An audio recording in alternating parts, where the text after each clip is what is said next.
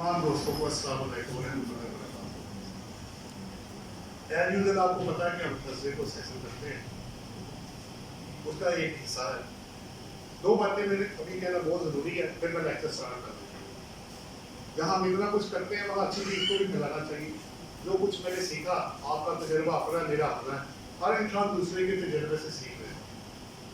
तो आज मेरी तरफ से ये है कि अब मैं कोशिश कर रहा हूँ, जहाँ भी जा रहा हूँ, आप अपने गाड़ी में हैं, मोबाइल में हैं, जहाँ भी आप जिसको यूज़ कर रहे हैं, आपने 93.4 सेट कर लेना है टक्कर।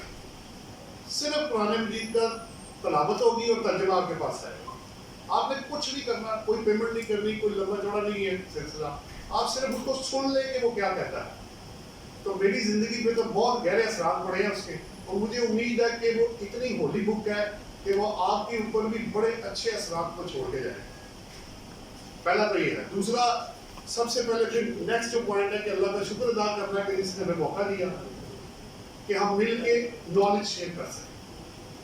अब मैं आता हूँ रिटर्न की तरफ। 2023 से आपको पता है मुल्तान टैक्स बार में तो हम कर रहे हैं सेमिनार, वो इससे पिछला जो थर्सडे था उसमें हुआ। इससे पहले कि मैं रिटर्न के अंदर उसके पॉइंट्स आपके साथ शेयर करूँ, कुछ ओवरऑल व्यू आपसे मैं शेयर कर दूँ तो वो बड़ा अच्छा हो जाएगा। जिसे आप माइंड मेकअप कहते हैं, आसानी हो जाएगी आपको। देखिए, लास्ट जब आपके ऑडिटोरियम में सेमिनार हुआ था तो राना मुनीर साहब ने बड़ी अच्छे तरीके से आप लोगों को रिटर्न के बारे में 13 चैप्टर या 13 उन्होंने एरिया बनाए थे, वो आपके साथ शेयर किए। और ये बात उनकी बिल्कुल 100% ठीक है कि अगर आप रिटर्न अच्छे तरीके से फीड कर लेते हैं तो आपको 70% ऑर्डिनेंस आपके पास आ गया, क्योंकि हर चीज तो उसके अंदर है।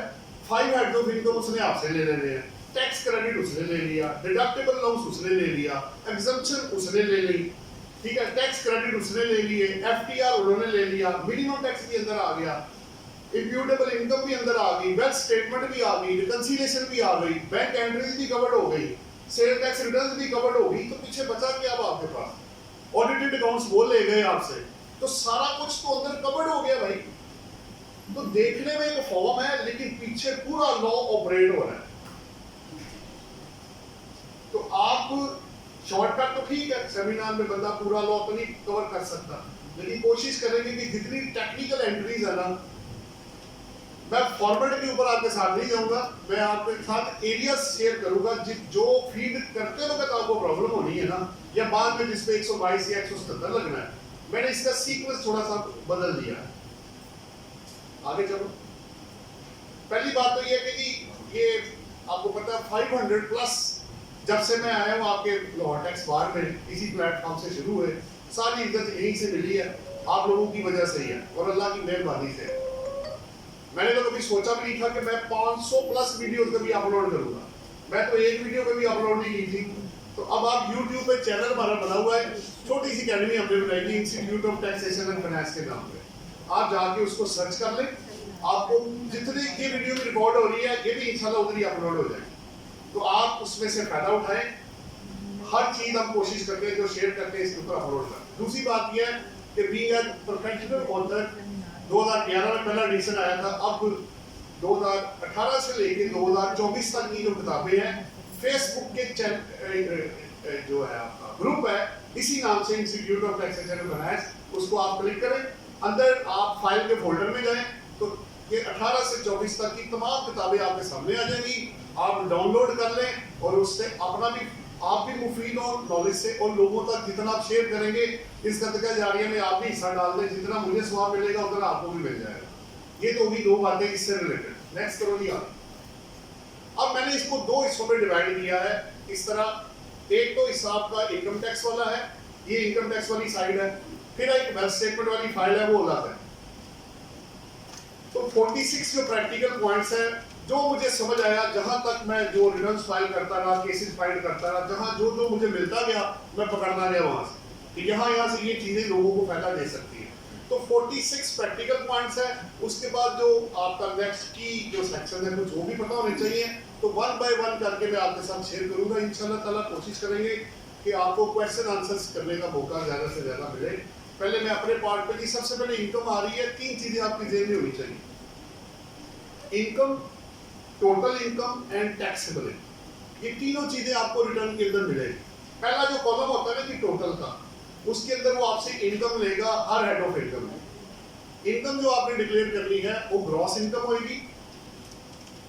उसके बाद नेक्स्ट कॉलम वो आपको देगा exempt income, not income chargeable to tax, या फाइनल डिस्चार्ज वाली इनकम जो है वो नेक्स्ट कॉलम आएगा। और आखिरी कॉलम होएगा आपका income taxable under normal tax regime, NTR भी हम उसको एप्लीकेशन में कहते हैं, यानी प्रॉफिट बेस्ड जो टैक्स होता है, इनकम बेस्ड, उसको नॉर्मल टैक्स रेजिम कहा जाता है। So income, total income and taxable income, और ये तीनों चीजें आपने रिटर्न के अंदर डिक्लेयर करनी है। आप करेंगे नहीं, वो आपसे लेंगे, आपको देनी पड़ेगी ये चीजें। और अगर आप नहीं दे रहे तो आपकी डिक्लेरेशन इतनी रीजनेबल नहीं होगी जितनी उसको होना चाहिए। अच्छा जी, इनकम के अंदर क्या है, जैसे भी बात हुई, मैंने इक्वेशन नीचे लिख दी ताकि टाइम बचे। Income under normal tax regime plus income under final tax regime plus deemed income and plus loss of income, ये चारों को आप जमा करेंगे, या अगर लॉस आया तो माइनस करेंगे, तो इसको कहा जाता है income under the income tax. अब डीम्ड इनकम क्या है, आपने कमाई नहीं होती लेकिन उसको इनकम, जैसे लोन है, अगर आप other than through cross tax receive करेंगे तो आपकी इनकम बना के 39 सबसेक्शन 3 में उसको टैक्स लगा दिया जाएगा। इसको डीम्ड इनकम कहा जाता है नहीं, बट आप समझे कि ये इनकम है। नेक्स्ट शीट पे आओ, टोटल इनकम इक्वेशन आपके सामने है, income under 5 heads of income plus exempt income. जब आप पहला कॉलम फिल करते हैं ना, उसके अंदर एग्जेम्प्ट, एफटीआर, एनटीआर सब ऐड होता है उसके अंदर, चाहे वो एक्सपोर्ट से आया हो, चाहे वो लोकल सेल से आया हो, चाहे मैन्युफैक्चरर है, सर्विसेज है, कमीशन है, जो भी है, पहला कॉलम जो होगा आपका वो आपसे इनकम जो है उसमें ले लेगी, प्लस उसमें एग्जेम्प्ट इनकम वो भी ऐड की जाती है। जैसे फर्ज कर ले मेरी एग्रीकल्चरल इनकम है, तो फेडरल लॉ में सेक्शन 41 के थ्रू वो एग्जेम्प्ट है, तो वो भी आपने डिक्लेयर कर दी है। अब ये दोनों ऐड हो जाएंगे, नेक्स्ट हो गया।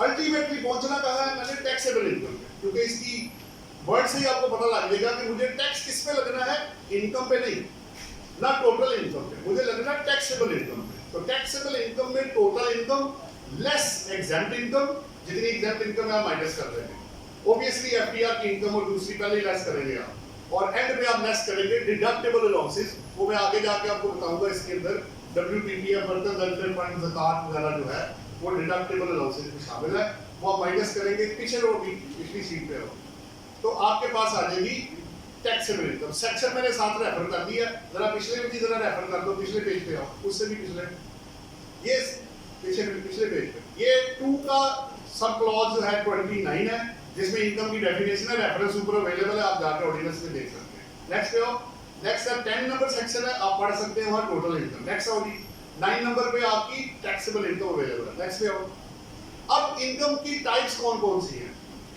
कुछ एनटीआर में कवर्ड है, कुछ फाइनल टैक्स रिजीम में है, कुछ सेपरेट ब्लॉक में है, कुछ मिनिमम टैक्स रिजीम में है। एग्जेम्प्ट इनकम में 2 तरह की होती है, एक टेम्परेरी एग्जेम्प्ट है, एक परमानेंटली एग्जेम्प्ट है। जैसे एग्री इनकम है, इसके अंदर टाइम फ्रेम पर कोई नहीं है कि 5 साल तक एग्जेम्प्ट है, 65 डी की तरह नहीं है, ये तो अभी तक लाइफ टाइम के लिए एग्जेम्प्ट है। कल को अगर इस पर टाइम वो मेंशन कर लें कि ये एग्री इनकम जो होगी इस साल तक एग्जेम्प्ट है, क्योंकि मसला ये है कि ये फेडरल की डोमेन के अंदर नहीं आता। दिस इज व्हाई जब ये 18th अमेंडमेंट के थ्रू जो सर्विसेज और एग्री इनकम पे टैक्स कलेक्शन की जो पावर है वो सूबों के पास चली गई, तो फिर एक ही बंदा टैक्स लेगा ना, दोनों को तो नहीं मैंने देना, तो इधर तो वो एग्जेम्प्ट ही लेगा, सूबे को आप टैक्स देंगे। डीम्ड इनकम पहले बात होगी, लॉस ऑफ इनकम भी इसके अंदर आ गया। आगे चलो। अब ये फॉरेन सोर्स इनकम, जैसे आपकी पाकिस्तान सोर्स इनकम है वैसे फॉरेन सोर्स, देखिए 2 ही तरीके होते हैं, या इनकम इनसाइड पाकिस्तान है या आउटसाइड पाकिस्तान, तीसरा तो है कोई नहीं मेरे पास, और कहां से आएगा मेरे पास, तो दोनों ही आप पढ़ रहे होते हैं ऑर्डिनेंस के अंदर। तो फॉरेन सोर्स इनकम के अंदर एग्जैक्टली वही पोजीशन है 5 हेड्स ऑफ इनकम। एक बंदा इनकम कहां से कमा सकता है? तनख्वाह से, इनकम फ्रॉम सैलरी, रेंटल से, income from property, business income से 3rd head of income, capital gain से 4था हेड ऑफ इनकम, और जो पहले 4 हेड ऑफ इनकम में नहीं आएगा वो automatic 5th head of income में चला जाएगा, जिसे वो कहते हैं इनकम फ्रॉम अदर सोर्सेज। तो देखने में 5 है, आप अगर आप सारे मिलकर सोचे ना, आप इन 5 हेड से बाहर नहीं जा सकते। आप निकल के दिखाएं, जो 4 में नहीं आएगा वो 5 में आ जाएगा। आगे वो एग्जेम्प्ट है, नॉट टैक्सेबल है, कुछ है, वो बात की बात है। इनकम उन्होंने छोड़ी कोई नहीं है। और मैं आपको बताता चलूं, स्मगलिंग की इनकम, फकीर की income, that is chargeable to tax. वहां वर्ड लीगल और इलीगल ही लिखा हुआ।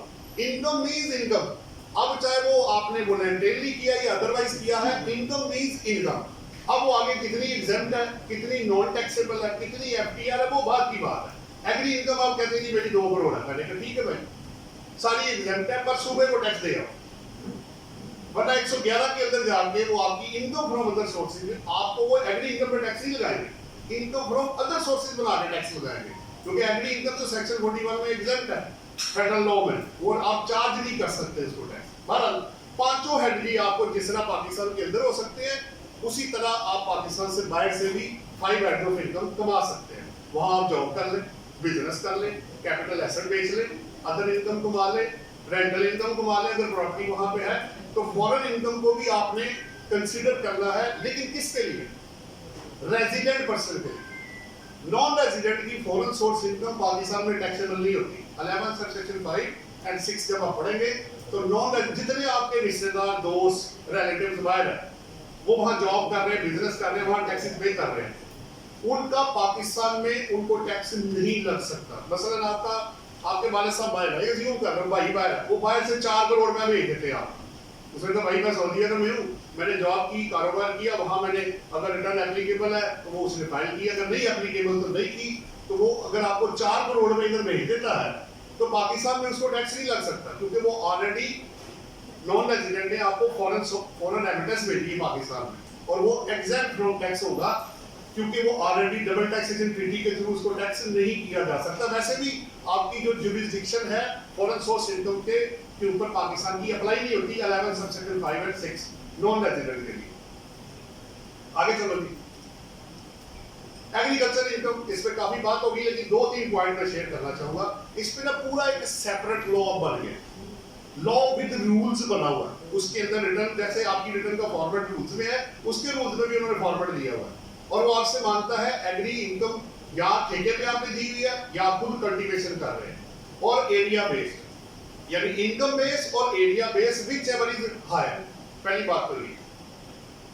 अब एग्री इनकम को आपने डिक्लेयर करना रिटर्न के अंदर, और आगे आपने उसकी एग्जम्पशन ले लेनी है, और साथ में मांगा हुआ है कि मुझे आप जो आपने सूबे को टैक्स दिया उसकी अमाउंट बताओ कितनी। उससे ज्यादा वो आपको वाइड नहीं करने देंगे। मसलन अगर मैंने 5 लाख रुपए दिया सूबे को, मैं वर्क बैक करता हूं तो मेरी इनकम बन जाती है, अज्यूम कर रहा हूं 1.5 करोड़ रुपए। अब आप वाइड 1.5 करोड़ रुपया नहीं कर सकते, क्योंकि जितना आप टैक्स पे करेंगे टू दैट एक्सटेंट ही आपकी अमाउंट वाइड होगी इधर फेडरल लॉ के अंदर। दूसरा, इसके अंदर आपने प्रॉफिट एंड लॉस भी बनाना है, ग्रॉस इनकम मत डिक्लेयर कर, ये भी जरा ध्यान में रखिएगा। जो आपने लोग गलती क्या करते हैं अक्सर कि मसलन मैंने चावल खर्च करे, मैंने कल्टीवेट किया, तो मेरा खर्चा भी तो हुआ ना कि सारा पैसा आ गया। से मैंने 10 लाख की सेल की, मेरा 6 लाख रुपए का खर्चा है, तो मैंने जो रिटर्न में शो करना है वो 10 लाख नहीं होगा, वो खर्चा माइनस करके, एक्सपेंसेस माइनस करके जो बचेगा 4 लाख रुपया, वो मैंने रिपोर्ट करना है। तो लोग क्या करते हैं, ग्रॉस रिपोर्ट कर देते हैं, उसको नहीं रिपोर्ट करना, आपने नेट को रिपोर्ट करना है आप जी। आगे डिडक्टेबल लॉसेस, जैसे मैंने पहले कहा, अपनी टोटल इनकम में से माइनस करेंगे तो आपकी टैक्सेबल इनकम आ जाएगी विद एग्जेम्प्ट इनकम। तो ज़कात है, WWF है, WPPF कंपनी के लिए होता है। एजुकेशनल एक्सपेंसेस में भी जो आप पे करेंगे, उसमें भी 60D में अगर आप फॉल करेंगे तो आप डिडक्टेबल लॉसेस अपनी टोटल इनकम में से माइनस कर सकते हैं, ताकि आपकी टैक्सेबल इनकम कम आए और आपको टैक्स कम पे करना पड़े। इसमें एक इंपॉर्टेंट चीज ये है कि सेक्शन 9 ये कहता है कि आपके डिडक्टेबल लॉसेस आपकी टोटल इनकम से ज्यादा नहीं होंगे। फर्ज करें मेरी इनकम है, मैं अज्यूम कर लेता हूं, मेरी इनकम है 20 लाख रुपए और ज़कात मैंने पे की हुई है 50 लाख रुपए। अब क्या होगा, लॉस नहीं आप बुक कर सकते। आप 20 लाख रुपए में से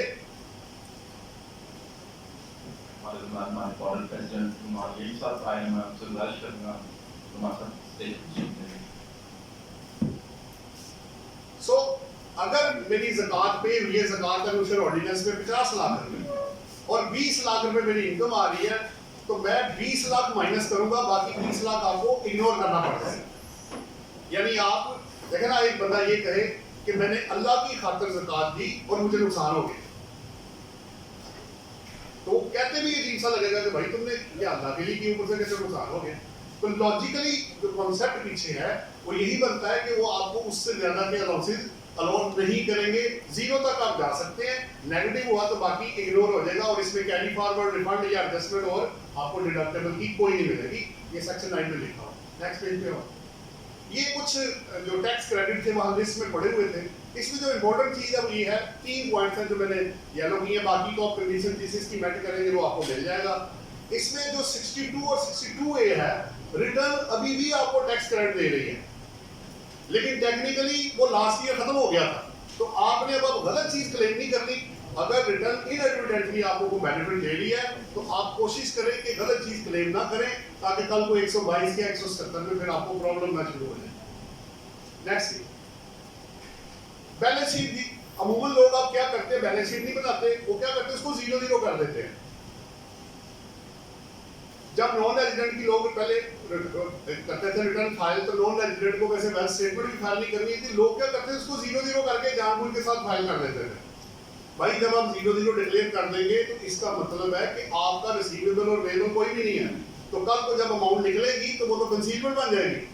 तो नेवर फाइल 0-0 रिटर्न, 0-0 जो बैलेंस शीट है वो ना फाइल करें आप। जो प्रॉपर उसकी बैलेंस शीट है वो फीड करके, क्योंकि तमाम जितने भी एप्लीकेबल एनेक्सर हैं उसमें स्टेटमेंट्स हैं, अकाउंट्स हैं, वो सब आपको फाइल करने हैं जो एप्लीकेबल है। ये भी सवाल आ गया, क्या बैलेंस शीट फाइल करना लाजमी है इंडिविजुअल और एओपी के लिए?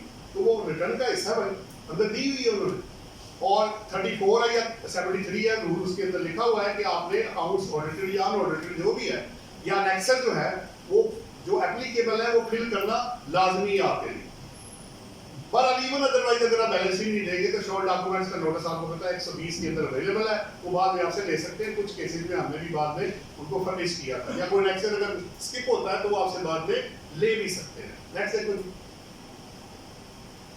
Residential status. अपने क्लाइंट का सबसे पहले रेजिडेंशियल स्टेटस चेक करें, ये रेजिडेंट है कि नॉन रेजिडेंट, क्योंकि जब तक आपको ये नहीं पता होगा और आपने एट्रीब्यूट्स के अंदर जाके रेजिडेंशियल स्टेटस को टिक भी करना है, ये रेजिडेंट है कि नॉन रेजिडेंट, क्योंकि जैसे ही आप नॉन रेजिडेंट करेंगे वो आपकी वेल्थ स्टेटमेंट इंडिविजुअल के लिए आपको फाइल कर देगा, वो आपको फाइल करना लाजमी नहीं है। अब मैं क्या कर रहा हूँ कि जितने नॉन रेजिडेंट क्लाइंट्स हैं उनकी वेल्थ स्टेटमेंट बना के मैं रख देता हूँ, क्योंकि 116 सेक्शन में कमिश्नर इनर रेवेन्यू के पास पावर अवेलेबल है कि वो आपसे वेल्थ स्टेटमेंट, इवन कि आप नॉन रेजिडेंट हो तो वो आपसे बाद में मांग सकते हैं, और उन्होंने मांगी भी है, हमने दी भी है कितने केसेस। तो बना के रख ले, क्योंकि बाहर वाला बंदा जो होता है जो बाहर बैठा हुआ है उससे इंफॉर्मेशन एकदम से लेना, 5 साल की वेल्थ स्टेटमेंट बनाना, तो आपको मुसीबत पड़ जाएगी। तो जितने वो पैसे ला रहा है, जो कुछ कर रहा है, वो साथ के साथ बना के रखते जाए, ताकि कल को जैसे ही वो वेल्थ मांगे आप फौरन उनकी टेबल पे जाके रख दें। और कितने आपको पता नॉन रेजिडेंट्स को टैक्स लगे हुए हैं, 2-3 तो मैंने केस बड़ी मुश्किल से क्लियर करवाए हैं, डॉक्यूमेंट्स ले के फोटोकॉपियां करा के लो पढ़ के। तो पहले ही आप चीजें जब पूरी रखेंगे तो आपको कल को आसानी पैदा होगी। नेक्स्ट चलिए, हाँ पीछे आना जरा, एक पॉइंट बस मैंने और देना है आपको। इस दफा ना एक लॉ अमेंड हुआ है इससे रिलेटेड। देखें, अगर आप 183 डेज या उससे ज्यादा पाकिस्तान में हैं तो आप रेजिडेंट हैं, लेकिन या आप फेडरल, प्रोविंशियल या लोकल गवर्नमेंट के एम्प्लॉई हैं, वेयर एवर पोस्टेड, जहां मर्जी हो आप रेजिडेंट हैं। एक तीसरी जो अमेंडमेंट है बड़ी इंटरेस्टिंग है, उन्होंने ये कहा, अब लोग क्या करते थे, आपको पता हर दौर में फनकार लोग पैदा होते हैं, तो हमारा भी दौर है, अब यहाँ भी फनकार है। वो क्या करते थे कि पाकिस्तान 183 दिन को तोड़ने के लिए मुख्तलिफ कंट्रीज में कहीं 80 दिन चले गए, कहीं 3 बार रह लिया, ना उनके रेजिडेंट बनते थे ना इधर बनते थे। तो उन्होंने कहा भाई ये तो चक्कर ले रहे हैं लोग। तो उन्होंने कहा भी अगर आप किसी भी कंट्री के रेजिडेंट ना हुए, किसी भी कंट्री के रेजिडेंट ना हुए, तो आप ऑटोमेटिक पाकिस्तान के रेजिडेंट बन जाएंगे। तो उनको वो जो स्मार्टनेस थी, उसको ओवर स्मार्टनेस को उन्होंने स्मार्टली कवर किया है और वो अमेंडमेंट आप डाल दिए उन्होंने। अब आप 183 दिन पाकिस्तान में नहीं है, ठीक है, मान लिया, तो क्या आप किसी और कंट्री के रेजिडेंट हैं कि नहीं? अगर आप वहां से भी निकल गए तो फिर आप ऑटोमेटिक पाकिस्तान के रेजिडेंट बन जाएंगे, इवन कि आप पाकिस्तान में 183 दिन नहीं भी हैं। ये एक नई चीज इसके अंदर आई थी जो लास्ट ईयर उन्होंने ऐड की थी। आगे चलो, type of return to be filed, 10 तरह की रिटर्न है जी, मैंने सारा नहीं लिखा, मैं आपको शॉर्ट करके बता रहा हूं। There are 10 types of returns. तो पहले आप चेक करें आपके क्लाइंट को भाई रिटर्न कौन सी फाइल करनी है, सैलरी वाली, नॉन सैलरी वाली, एओपी की, कंपनी की, ठीक है, उसमें चार्टर जो आपके होते हैं शिप वाले, एयरलाइंस वाले, फिर आपका जो स्मॉल एंड मीडियम इंटरप्राइजेज है उसमें मैं थोड़ी सी बात करना चाहूंगा, वो मैंने नीचे दूसरा पॉइंट वही लिखा हुआ। हुआ ये था कि 2000 जब ये कोरोना वायरस आया था तो उसमें उन्होंने स्मॉल और मीडियम इंटरप्राइजेस ने काफी लॉस बर्दाश्त किया, लेबर ही नहीं थी, मटेरियल नहीं था, तो वो घरों में बैठ गए, लोग लॉस हो गया। देखिए बड़े सेटअप वाले ने ना सीक्रेट रिजर्व रखे होते हैं अपने आप को मार खाने के लिए कि अगर एक साल तक कुछ ना भी हुआ तो हम सर्वाइव कर जाए, सीक्रेट रिजर्व रूल रखा होता।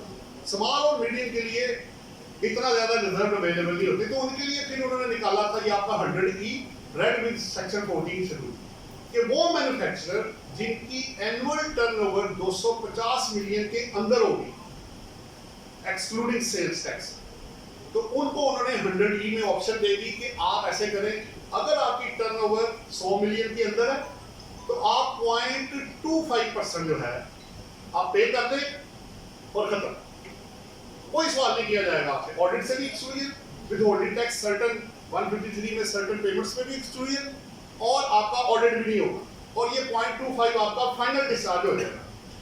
और अगर आपकी टर्नओवर 100 मिलियन से ज्यादा है लेकिन 250 मिलियन के बराबर या कम है तो फिर आप 0.5 यानी डबल हो जाएगा रेट, 0.5% दे देंगे। स्टैंडर्ड रेट इस पर क्या है, रिड्यूस रेट को निकाल के 1.25% टर्नओवर टैक्स 113 सेक्शन आपको यहाँ फैसिलिटेट कर रहा है कितने पे, 0.25% पे या 0.5% पे, और 3 साल के लिए आप इसके अंदर रहेंगे। यानी अगर मैंने 21 में फाइल किया तो 21, 22 और 23, 22 में किया तो 22, 23 और 24, अभी मैंने किया तो 23, 24 और 25, अनलेस आगे जाके इसको खत्म ना कर दिया जाए, अदरवाइज ये लॉ में अवेलेबल है तो आप इसका मैक्सिमम बेनिफिट उठाइएगा। लेकिन कुछ कंडीशन है इसकी। नंबर 1, वो मैन्युफैक्चरर हो, उसकी टर्नओवर 250 मिलियन से ज्यादा ना हो, और प्लस रजिस्ट्रेशन आपको स्पेडा के साथ या एफबीआर के साथ आपको, और उन्होंने तो अपना दिया नहीं अभी, तो आपको स्पेडा के साथ इसकी रजिस्ट्रेशन जो है ना वो करानी पड़ेगी। और आखिरी बात यह है कि जब तक सिस्टम में आप सेल टैक्स में रजिस्टर्ड नहीं होंगे एज ए मैन्युफैक्चरर, सिस्टम वो रिटर्न उठाता नहीं है। एक और बात जो बड़ी टेक्निकल है वो ये है कि इसके अलावा अगर इनकम हुई ना मैन्युफैक्चरर की तो उसकी वहां जगह ही कोई नहीं है। अब क्या करें, मसल प्रॉफिट और डेट आ गया, उस पर मैंने टैक्स देना है, कट गया या नॉर्मल है जो भी है वो इसके अंदर नहीं है, तो फिर आप उसका एक लेटर बनाएं कि जनाब आपने जो रिटर्न दी थी वो मैंने फाइल कर दी है।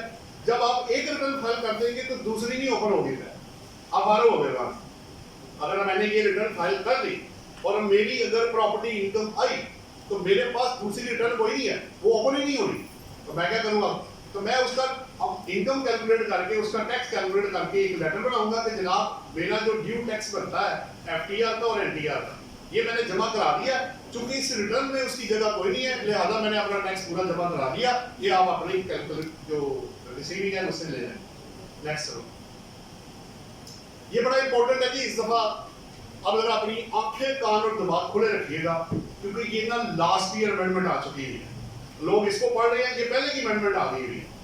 उन्होंने ये कहा है कि अगर आपकी एफटीआर के केसेस में एक्चुअल अकाउंटिंग इनकम इंप्यूटेबल इनकम से ज्यादा हुई, मसलन मैंने प्रॉफिट एंड लॉस अकाउंट बनाया, मेरा प्रॉफिट आ गया 1 करोड़, जब मैंने टैक्स जो पे किया उससे वर्क बैक किया वो बना सारा 30 लाख रुपए, तो मेरा अकाउंटिंग का जो प्रॉफिट है जिसने कैपिटल में जाना है वो 70 लाख रुपए से ज्यादा हो गया इंप्यूटेबल इनकम से। तो इसका क्रेडिट लेने के लिए मुझे चार्टर्ड अकाउंटेंट से ऑडिट कराना पड़ेगा, 111(4) है, ये जरा इसको जरूर पढ़ लीजिएगा।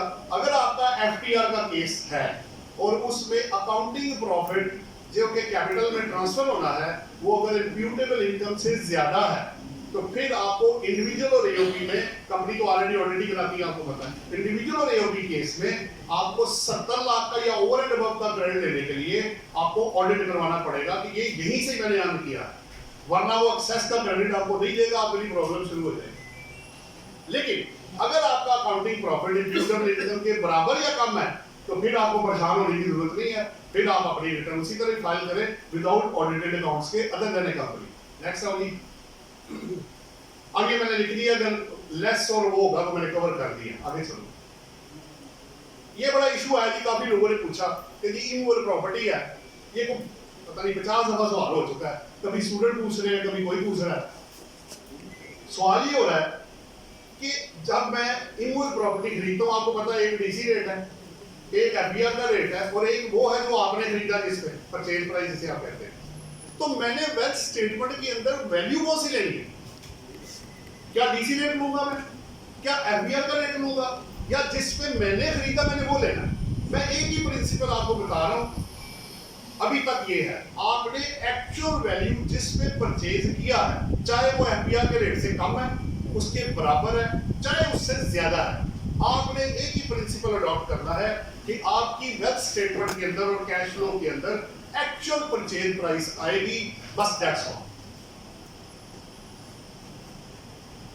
Other than my important president, the Sabushi by Moses Sharma is our state position today.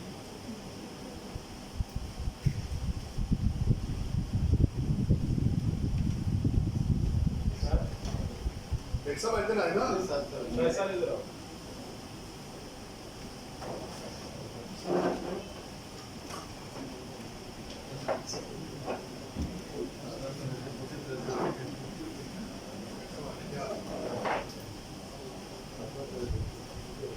अच्छा जी, अब तो एक प्रिंसिपल तय हो गया।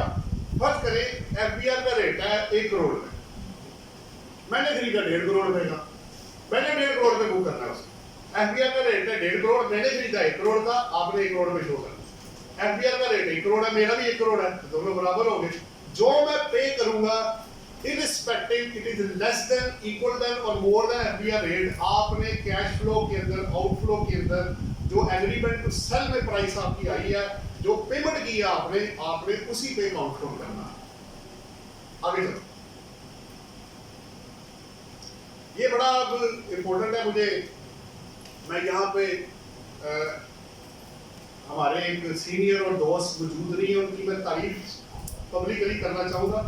ताहिर महमूद भट्ट साहब है जी, मेरे बड़े अच्छे दोस्त हैं, बरादरी भी है साथ, वो अपनी जगह पे है, दोस्ती अपनी जगह पे है। तो जितनी शेयरिंग मैंने ताहिर महमूद भट्ट साहब के साथ की है, मैंने जिंदगी में किसी बंदे के साथ नहीं। तो मैं उनका बहुत शुक्रगुजार हूँ कि मुझे एक लीगल फ्रेटर्निटी का वो बंदा जिसने खुद इतनी मेहनत की हो और इतना कुछ मुझे उनसे लर्न करने के लिए मिला कि मैं आपको वो उनकी तारीफ में जितनी भी करूँ वो कम होगी। इसलिए नहीं कि वो मुझे कुछ चीज़ें देते, वो इंसान भी बहुत अच्छे हैं। ये उन्होंने मुझे कहा था कि स्पेसिफिकली आपने ये वाला पॉइंट जरूर रेज करना है और लोगों को शेयर करना है। हो क्या रहा है इस वक्त? पहले क्या हो रहा था 30/6/2022 तक क्या था और उसके बाद क्या हो रहा है? हो ये रहा था कि लोग गिफ्ट को मिसयूज कर रहे थे। कैसे? एक दोस्त ने दूसरे दोस्तों का, भाई देखो बात ये है, 2 साल पहले मैंने प्रॉपर्टी ली 1 करोड़ की, मैं इसको 1.5 करोड़ की सेल कर रहा हूँ, 50 लाख का गेन आ गया, मुझे टैक्स लग रहा है। ऐसे मैं करता हूँ कि मैं तुम्हें गिफ्ट कर देता हूँ, तो जो मेरी फेयर मार्केट वैल्यू आज की उसी पे तुम बुक कर लेना, 1.5 करोड़ का तुम्हारे पास आएगा, 1.5 करोड़ का भेज देना, बाकी पैसे आगे आगे कर लेना टैक्स के बजाय। अब उनको पता चला कि मैं ये नहीं कह रहा कि सारे नॉन जेन्युइन केसेस हैं, लेकिन कुछ लोगों के मिसयूज करने की वजह से गेहूं के साथ में गेहूं भी बेचता। तो उन्होंने कहा जी बात ये है कि टैक्स तो आपने 1 रुपया नहीं दिया, हमें गेन सारा आपने गायब कर दिया। तो गिफ्ट पे उन्होंने लास्ट ईयर एक पाबंदी ये लगा दी कि अगर आप, पहला तो उन्होंने कर दिया रिलेटिव के बगैर गिफ्ट नहीं आएगा, 85 सबसेक्शन 5 डेफिनेशन अवेलेबल। दूसरा उन्होंने ये कहा कि अब जो बंदा गिफ्ट लेगा तो जिस वैल्यू पे ट्रांसफर ने खरीदा होगा, मसलन एक बंदे ने 10 साल पहले एक एसेट लिया, अज्यूम करो 10 लाख रुपए, जब वो आपको गिफ्ट करेगा तो जो वैल्यू उसकी बुक्स के अंदर आ रही है वही अब आपकी कॉस्ट बनेगी। यानी आज अगर 1.5 करोड़ का है, उसने खरीदा था 10 लाख का, तो आपको जो ट्रांसफर गिफ्ट के थ्रू आएगा अब 1.5 करोड़ नहीं आएगा, अब आएगा 10 लाख रुपए। जब वो 10 लाख आएगा और आप बेचेंगे स्पेसिफाइड पीरियड से पहले, तो गेन के ऊपर लग जाएगा टैक्स। तो इसलिए जरा गिफ्ट करते वक्त, और यही प्रिंसिपल विरासत में है जिसमें हमें इतराज है कि विरासत जो होती है, अगर डेथ भी बंदे के कंट्रोल में हो तो चाहिए क्या, वैसे तो बेबस ही होता बंदा, लेकिन बात यह है कि आप डेथ को इसके अंदर क्यों डाल रहे हैं, डेथ कैसे मिसयूज होगा। उसमें ये प्रिंसिपल अप्लाई नहीं होना चाहिए। लेकिन फिलहाल मजबूरी है कि दोनों के अंदर प्रिंसिपल टैक्स ईयर 2023 से ऑनवर्ड ये प्रिंसिपल 37(4) सेक्शन था जो फेयर मार्केट वैल्यू इनकॉर्पोरेट करता था, वो डिलीट हो गया और अब अप्लाई होगा 79 का सबसेक्शन 3 जो कहता है कि जो ट्रांसफर की कॉस्ट होगी वही ट्रांसफरी अकाउंट फॉर करेगा। हाँ, अगर आपने कोई ट्रांसफर के चार्जेस उस लैंड पे कोई कंस्ट्रक्शन की हो वो आप बुक कर सकते हैं, वो आपकी कॉस्ट है। तो ये जरा गिफ्ट और विरासत में जो चीज आएगी तो बेचने से पहले अपने क्लाइंट को जरा एतमाद में ले लीजिएगा भाई, जरा आराम से। ठीक है, अपार्टमेंट 2 साल बाद अगर आप बेचते हैं परचेज से 0% टैक्स हो जाएगा, घर आप 4 साल बाद बेचेंगे 0% हो जाएगा, और अब प्लॉट आप 6 साल बाद बेचेंगे डेट ऑफ एक्विजिशन से तो वो 0 गेन निकलेगा, उस पर टैक्स आपको चार्ज नहीं किया जाएगा। लेकिन फौरन ही अगर बेचेंगे, अमूमन क्या होता है कि जब विरासत में चीज आती है हर कोई कहता है जनाब मुफ्त का माल आ रहा है, फटाफट बेचो, मेरा हिस्सा मुझे दो, बाहर में जाइए घर और जमीन, मेरा पैसा दो मुझे। वो फौरन से पहले बेचने की करते हैं। तो आप जरा बेचने से पहले देख लीजिएगा वो गेन को बहुत ज्यादा सब्सटेंशियल ना निकला है, तो कुछ लोगों को टैक्स पाने भी गया है इस चक्कर में। बार रिटर्न अभी पहली दफा जा रही है तो जरा ध्यान से ये ट्रांजेक्शन कीजिएगा। नेक्स्ट निकालो, ये हो गया है, आगे चलो। नहीं पीछे हो रहा, उसमें एक पॉइंट है। ये जी कुछ केसेस में क्या हुआ, हमारे भी एक केस में ये हुआ कि एक बंदे ने स्पेसिफाइड पीरियड के बाद एसेट बेचा, हमने को तकरीबन 176 मिलियन का गेन डिक्लेयर किया और उस पर टैक्स लगाया नहीं। वहां से नोटिस इशू हो गया कि भाई आप तो 150 मिलियन से ज्यादा हो गया है, तो 4C किधर है, सुपर टैक्स नहीं देगा आपने। लोगों ने कहा जनाब बात सुने, जिस बंदे ने आपको नॉर्मल टैक्स नहीं दिया वो सुपर टैक्स क्यों देगा? आप 4% को पकड़ रहे हैं, मैं कह रहा हूं इसको 35% लगाएं आप। तो अब बात यह है कि उसकी अमाउंट जीरो है। जब अमाउंट ही जीरो है, वेल्थ स्टेटमेंट देखें, आपको विरासत में चीज मिली, आपने बेच दी 200 मिलियन की आपने बेच दी, तो वेल्थ में तो गेन पूरे का पूरा आएगा 200 मिलियन में। अगर आपको मुफ्त चीज मिली है, विरासत में आई है, तो कॉस्ट तो है ही कोई नहीं मिली, जीरो वैल्यू आ रही है। 200 मिलियन गेन मैंने रिपोर्ट कर दिया, उन्होंने कहा 200 मिलियन पे 4C है। भाई 200 मिलियन आया है स्पेसिफाइड टाइम के बाद और उस पे अमाउंट आई है जीरो। जब अमाउंट ही जीरो है तो फिर 4C कैसे लगेगा? इस पर ट्रिब्यूनल की जजमेंट है कराची की, अगर किसी को जरूरत पड़े तो वो ले लीजिएगा। कैपिटल गेन जो स्पेसिफाइड टाइम के बाद है उस पर डिपार्टमेंट टैक्स लगा रहा है, लेकिन चूंकि अमाउंट जीरो है इसलिए उस पर टैक्स नहीं होना चाहिए, जिसमें कि जजमेंट भी मेरे पास है, मैंने साथ में से कोट कर दी है, आप उसको देख सकते हैं। नेक्स्ट चलो, ये है। अच्छा जी, अगर आप कोई नॉन रिफंडेबल या नॉन, ये मैंने प्रैक्टिकल में से जो देखा वही मैंने कहा, जहां से मुझे जो मिलता गया मैं इसके अंदर डालता गया। अगर आपने फर्ज करें गाड़ी खरीदी, एक एग्जांपल बना लें, आपने एक मोटर कार खरीदी जाती यूज के लिए, 18% सेल टैक्स है इस वक्त, मैंने 18% सेल टैक्स दिया। फर्ज करें 1 करोड़ की गाड़ी है, 18 लाख रुपए तो सेल टैक्स लग गया, तो मैं सेल परचेज नहीं कर रहा, मैंने अपने जाती यूज के लिए। इस 18 लाख का करना क्या है, ये किधर जाएगा? ये आपकी कॉस्ट का हिस्सा बनेगा। बिजनेस में अगर होगा तो आप डेप्रिसिएशन ले लेंगे, और पर्सनल में होगा तो वेल्थ के अंदर चला जाएगा। इसमें मैंने जजमेंट भी कोड कर दी है कि वो टैक्सेस जो नॉन रिफंडेबल और नॉन एडजस्टेबल होते हैं उनको आप कॉस्ट का हिस्सा बना के, जैसे एग्जेम्प्ट सप्लाई आपने सुना होगा, सेल टैक्स में एग्जेम्प्ट सप्लाई है, अगर आपकी सप्लाई एग्जेम्प्ट है तो इनपुट आपको मिलना नहीं, तो जो नहीं मिला वो किधर गया? वो मेरा पैसा किधर है भाई? वो आपकी परचेजिंग की कॉस्ट में ऐड हो जाएगा, आप उसको एक्सपेंस इनकम टैक्स में क्लेम कर लें। ये उससे रिलेटेड जजमेंट है। नेक्स्ट आओ जी, ये पीटीआर की अभी ऑप्शन है, बहुत कम लोग अवेल करते हैं। अगर कोई बंदा एफटीआर के अंदर, पहले 5 केसेस 154 के हैं एक्सपोर्ट वालों के, अगले जो 3 हैं वो 154A के हैं, फिर वो आखिरी आपका इंडेंटिंग कमीशन है। इनमें उन्होंने ऑप्शन दी हुई है और ये रिटर्न के अंदर अवेलेबल है कि कोई बंदा इसमें से निकल के नॉर्मल टैक्स देना चाहता है तो इसमें आ सकता है, लेकिन हर बंदा इसको अवेल नहीं करता। नेक्स्ट में होगी, ये बड़ा इंपॉर्टेंट है जी, ये 4-5 बल्कि 10 लोगों ने सवाल किया। कोई कहता है जी मैं इनकम भी स्किप कर गया, एसेट भी स्किप कर गया, वेल्थ में आएगी। किसी ने कहा जी इनकम है, एसेट नहीं मैं डिक्लेयर कर पाया, उन्होंने पकड़ लिया कि भाई आओ 111 में आके, जारी बात है अब आपको टैक्स लगेगा डीम्ड इनकम बना के। तो जजमेंट आपके सामने अवेलेबल है, उसमें ये हेल्प हुआ है कि अगर आप के पास सोर्स ऑफ इनकम अवेलेबल है।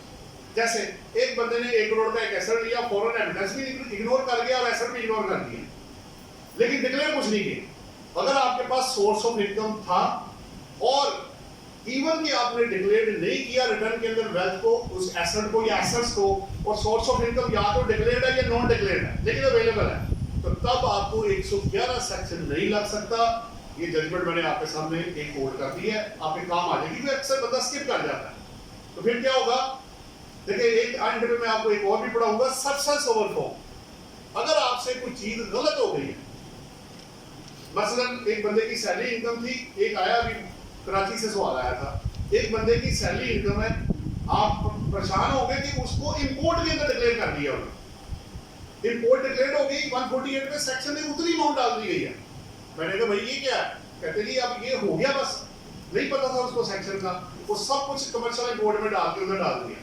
मैंने कहा भाई ऐसे करो, अगर तो आपको नोटिस नहीं इशू हुआ तो इसको रिवाइज कर लो 122 नोट का, और अगर हो गया तो फिर आप जाके अपने डॉक्यूमेंट प्रेजेंट कर दें और सबसे ओवरफ्लो की जजमेंट ले लें कि प्रिवेल वही करेगा जो लॉ कहेगा। मिस डिक्लेरेशन कर देने से वो प्रिवेल नहीं करेगा। आगे मैं उसकी जजमेंट भी आपको दूंगा। नेक्स्ट आउट, ये कैश गिफ्ट दी रिलेटिव्स में काफी आपको पता है गिफ्ट चलते हैं, तो कैश गिफ्ट अगर आप रिलेटिव्स के दरमियान कर रहे हैं तो उन पे क्रॉस चेक की कंडीशन अप्लाई नहीं होती। इस पे जजमेंट्स है, ये 4-5 है, आप इसमें हाई कोर्ट भी है इसके अंदर और ट्रिब्यूनल भी है, इसको यूज कर सकते हैं आप। नेक्स्ट आओ जी। अब आ गया कि अगर रिटर्न कोई चीज ज्यादा कर रही है या कम कर रही है, जैसे अभी मैंने बताया 62 और 62A मिनिमम टैक्स में जाएंगे, कभी वो ज्यादा कर देता है कभी कम कर देता है, तो आपने एक लेटर बनाना है और साथ करना है कि जी मेरा जो एक्चुअल टैक्स बनता था वो ये बनता था और ये मैंने डिस्चार्ज कर दिया, और आपकी रिटर्न के अंदर जो नेक्सर है उसको गलत कैलकुलेट कर रहा है, ज्यादा या कम जितना भी आपने पूरा टैक्स देना है। इस पे जजमेंट मैंने कोट कर दी है कि अगर कोई भी रिटर्न या सर्कुलर या कोई चीज इनकंसिस्टेंट विद द लॉ होएगा तो प्रिवेल लॉ ही करेगा, वो सर्कुलर या वो जजमेंट या वो जो रिटर्न आपकी है वो प्रिवेल नहीं करेगी। मसलन अगर मिनिमम टैक्स इस वक्त वो बना रहा है, आपने निकाला 10 लाख, उसने बना दिया 15 लाख, तो क्या मैं 15 दूंगा? नहीं, मैं 10 लाख दूंगा। लेकिन उल्टा भी है, मैंने बनाया 15 लाख, उसने बना दिया 10 लाख, अब क्या होगा? मुझे 15 देना पड़ेगा जरा। जो एक्चुअल बनेगा इररिस्पेक्टिव कि वो ज्यादा या कम है, आपने वही वाला पे करना है। So never feed directly return, वो डाटे को अंदर ना फीड करें, अपनी कंप्यूटेशन पहले बनाएं, बना के उसको फिर फीड करें, वो आपका काम चेक करेगा, आप उसका चेक कर रहे होंगे तो आपको बेहतर रिजल्ट आ जाएगा। आगे चलिए, आगे अगले पेज पे 5 हेड्स ऑफ इनकम की ये पता होना चाहिए कि आपके हेड्स ऑफ इनकम की बेसिस क्या है। दिखाओ पेज जी। अब पहला और पांचवा देख लें, सैलरी और income from other sources received basis पे है, और इनकम फ्रॉम प्रॉपर्टी और बिजनेस अक्रूवल है। सिर्फ अदर देन ए कंपनी अक्रूवल के अलावा बेस अवेलेबल है। जो ऑप्शन आप सिलेक्ट करेंगे उसी पे आप अगली दफा रिटर्न फाइल करेंगे। अगर आप चेंज करना चाहते हैं तो कमिश्नर डिक्लेयर्ड एबिलिटी अप्रूवल चाहिए होगी, अगर मेथड ऑफ अकाउंटिंग चेंज करना है। और कैपिटल गेन आपको पता है वो वर्ड यूज करता है डिस्पोजल ऑफ एसेट्स।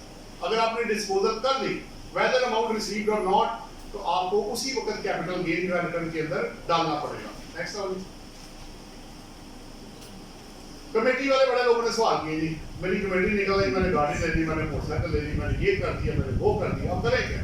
देखिए लीगली बात ये है कि अगर तो आप कैश में रिसीव कर रहे हैं तो कैश तो अलाउड नहीं है भाई। 12 वो जो 39 का 3 है, लोन, एडवांस, गिफ्ट और शेयर डिपॉजिट मनी, वो क्रॉस चेक के थ्रू आएगा, तो कमेटी को वो एक्सेप्ट नहीं करेंगे। और एक और बात भी है, अगर आप डिक्लेयर कर भी देते हैं, एक तो मसला होगा, दूसरा एक इशू ये भी है, वो जो जिन लोगों के आपने नाम देने हैं वो आपके गले पड़ जाएंगे। वो कहेगा भाई मैंने तुम्हें कमेटी का कहा था, तुम मेरा नाम एफआईआर में लेके आ गए, तुम्हें किसने कहा था ये? तो कमेटी आल्दो पाकिस्तान में प्रैक्टिस यही है, और सबसे ज्यादा उसी को मसला जिसकी पहली कमेटी निकलेगी, क्योंकि उसको तो पैसे पहले मिल जाने हैं। एंड वाला तो कहेगा जी मैंने दिए थे 2 लाख, तो मेरा 2 लाख वापस आया, वो तो समझ आती है बात। पहले वाला क्या करेगा? उसको तो पैसा आ गया। बहरहाल प्रैक्टिस पे रिक्वेस्ट की जा सकती है, जनाब आप वेरीफाई कर लें, लेकिन वेरिफिकेशन इसकी कैश की जनरली होती नहीं है। इसलिए कोशिश करें कि कमेटी को जब दिया तो तब नहीं शो किया, तो लेते वक्त भी फिर उसी लिहाज से परहेज करें, वही वाइट मनी बुक्स में करके तो उससे परचेज करें। नेक्स्ट देखें, ये भी बड़ा अच्छा सवाल है कि डायरेक्टर लोन काफी जगहों पे लोगों को मिला, तो उन्होंने कंपनी को कहा जी आपने इंटरेस्ट के बगैर किया, तो आप डायरेक्टर की इनकम बना के तो उसको टैक्स लगा। तो इसमें ये जजमेंट अवेलेबल है कि कि अगर डायरेक्टर अपनी स्वीट विल के साथ कोई भी अमाउंट इंटरेस्ट फ्री लोन वो अपने बिजनेस में डालना चाहे तो वो अकाउंट फॉर कर सकता है, इसमें कोई प्रॉब्लम नहीं है। जी आगे चल। ये बड़ा इंटरेस्टिंग, आपको पता है कि काफी लोगों की, कुछ लोगों के शायद उनको वासा पड़ा हो, मुझे तो एक दो केसेस में पड़ गया है कि डिपार्टमेंट क्या करता है कि आपके एनेक्सर जे को टैली करने की कोशिश करता है जो इनकम टैक्स रिटर्न के अंदर ओपनिंग और क्लोजिंग स्टॉक है, वो मैच नहीं होना आपस में। वो मैच क्यों नहीं होना कि दोनों के बेसिस डिफरेंट है। मसलन मैं एक दो चीजें बता देता हूँ। जो एनेक्सर जे है उसके अंदर लेबर है ही नहीं, उसके अंदर डेप्रिसिएशन नहीं है, उसके अंदर काफी एफओएच नहीं है, तो ये वैल्यू कभी भी टैली नहीं होगी। इसके ऊपर जजमेंट है, वो मैंने आपको कोड कर दी है, आप उसको यूज कर सकते हैं कि ये दोनों जो बेसिस है डिफरेंट है और ओपनिंग और क्लोजिंग स्टॉक दोनों के अंदर क्या होगा, डिफरेंट होगा। आगे चलते ये अदर्स का जी पिछले 5 साल से छोड़ डाल रहे हैं हम, अदर्स का एक रॉ बनी हुई है रिकंसिलिएशन के अंदर, इनफ्लो और आउटफ्लो के अंदर, और उसके साथ प्लस नहीं है। मैं ये कह रहा हूं कि उसके अंदर प्लस का बटन डाल दें ताकि जितने में बाकी हेड है बंदा उसमें मेंशन कर दे। अगर 5 हेड्स ऑफ इनकम में अदर इनकम बन सकता है, प्रॉपर्टियां, बैंक, इन्वेस्टमेंट के अंदर प्लस आ सकता है, तो अदर्स में क्यों नहीं प्लस आ सकता? तो उसके अंदर वो अदर जितना भी आप डिक्लेयर करेंगे उसको 122 का नोटिस आना ही आना है। जब आएगा वो अदर को जरूर भी इसमें शामिल करेंगे। ये बताओ क्या, तो आप पहले अगर उसको फीड कर लें, अच्छा उसको फैसिलिटेट कर दें, जबकि ऐसे नहीं हो रहा, शायद वो रखा ही 122 के लिए हुआ है, मुझे तो ये लगता है। आगे चलो। बहुत सालों से मैं खुद पीछे पड़ा हूँ, उसमें लाइन अवेलेबल थी 2013 में पुराने पोर्टल में। जब ये आयरिस आया ना तो ये उन्होंने लाइन को ठीक है।